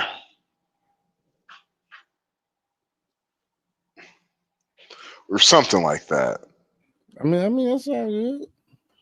The Travels Manosphere, something like that. try to, I guess you would say, bring back the Black Manosphere, but honestly, I don't think that shit. I think that shit's gone. Like, I think the Black Manosphere is just. You let it die. Yeah, let it die. Let it die. Yeah, let it die. Fuck all that. Hell, it's been 5 years the Manosphere has been around. If we can't reach as much people as possible in 5 years, fuck them. They don't. Some people don't want to be saved, so fuck it. All we needed to do to shift the balance of our culture and mindset of the men of our country was to get at least 10%. That's how you get. That's how you be able to tip the scales. And we hit that 10% threshold long time ago. Yeah. Now we're just trying to find scragglers, and I'm tired of finding scragglers. Because we like it's because we got like I have on this platform, the Freeman platform, we got like, well, we have about 3-4 YouTubers who follow us who have well over 40 to like shit. One of the guys, I'm not going to mention their names, but one of the guys have at least 100,000 subscribers so far. And so the thing is, you catch our channel every now and then, but you won't, you won't give us a shout out. You feel me? Yeah, I hit that bell notification so I get notified every time you guys do a live stream. Because I caught one lives using Buzzer Beater Baby. Yeah, I caught you saying that shit too, nigga, in your live, and I know where you got that from. You got it from me. Well, we ain't gonna say nothing, but hell, at least you could. It's like if you're gonna get something from us, at least show us some love. You know. Yeah. Show us some love, oh yeah, I was on the air. She's waking up and she just opened the curtain and points to the bed. So let me go do my stretches and get some pussy. Peace and love, y'all. Hey Pharaoh. hey Pharaoh. Do you know that he gone, man. Hey, he said that pussy calling him, dog. We've been on this thing 3 hours too. Yeah, I guess we could we gonna end it. Yeah, we're gonna end it, man. But we thank y'all for tuning in, man. Please go see what's going on. Educate yourself. Don't be no high-ended darn, no pachyderm bitches. Dude, stop simping. Stop being a pookie. You know, all the regular stuff. And get some crypto. Bitch.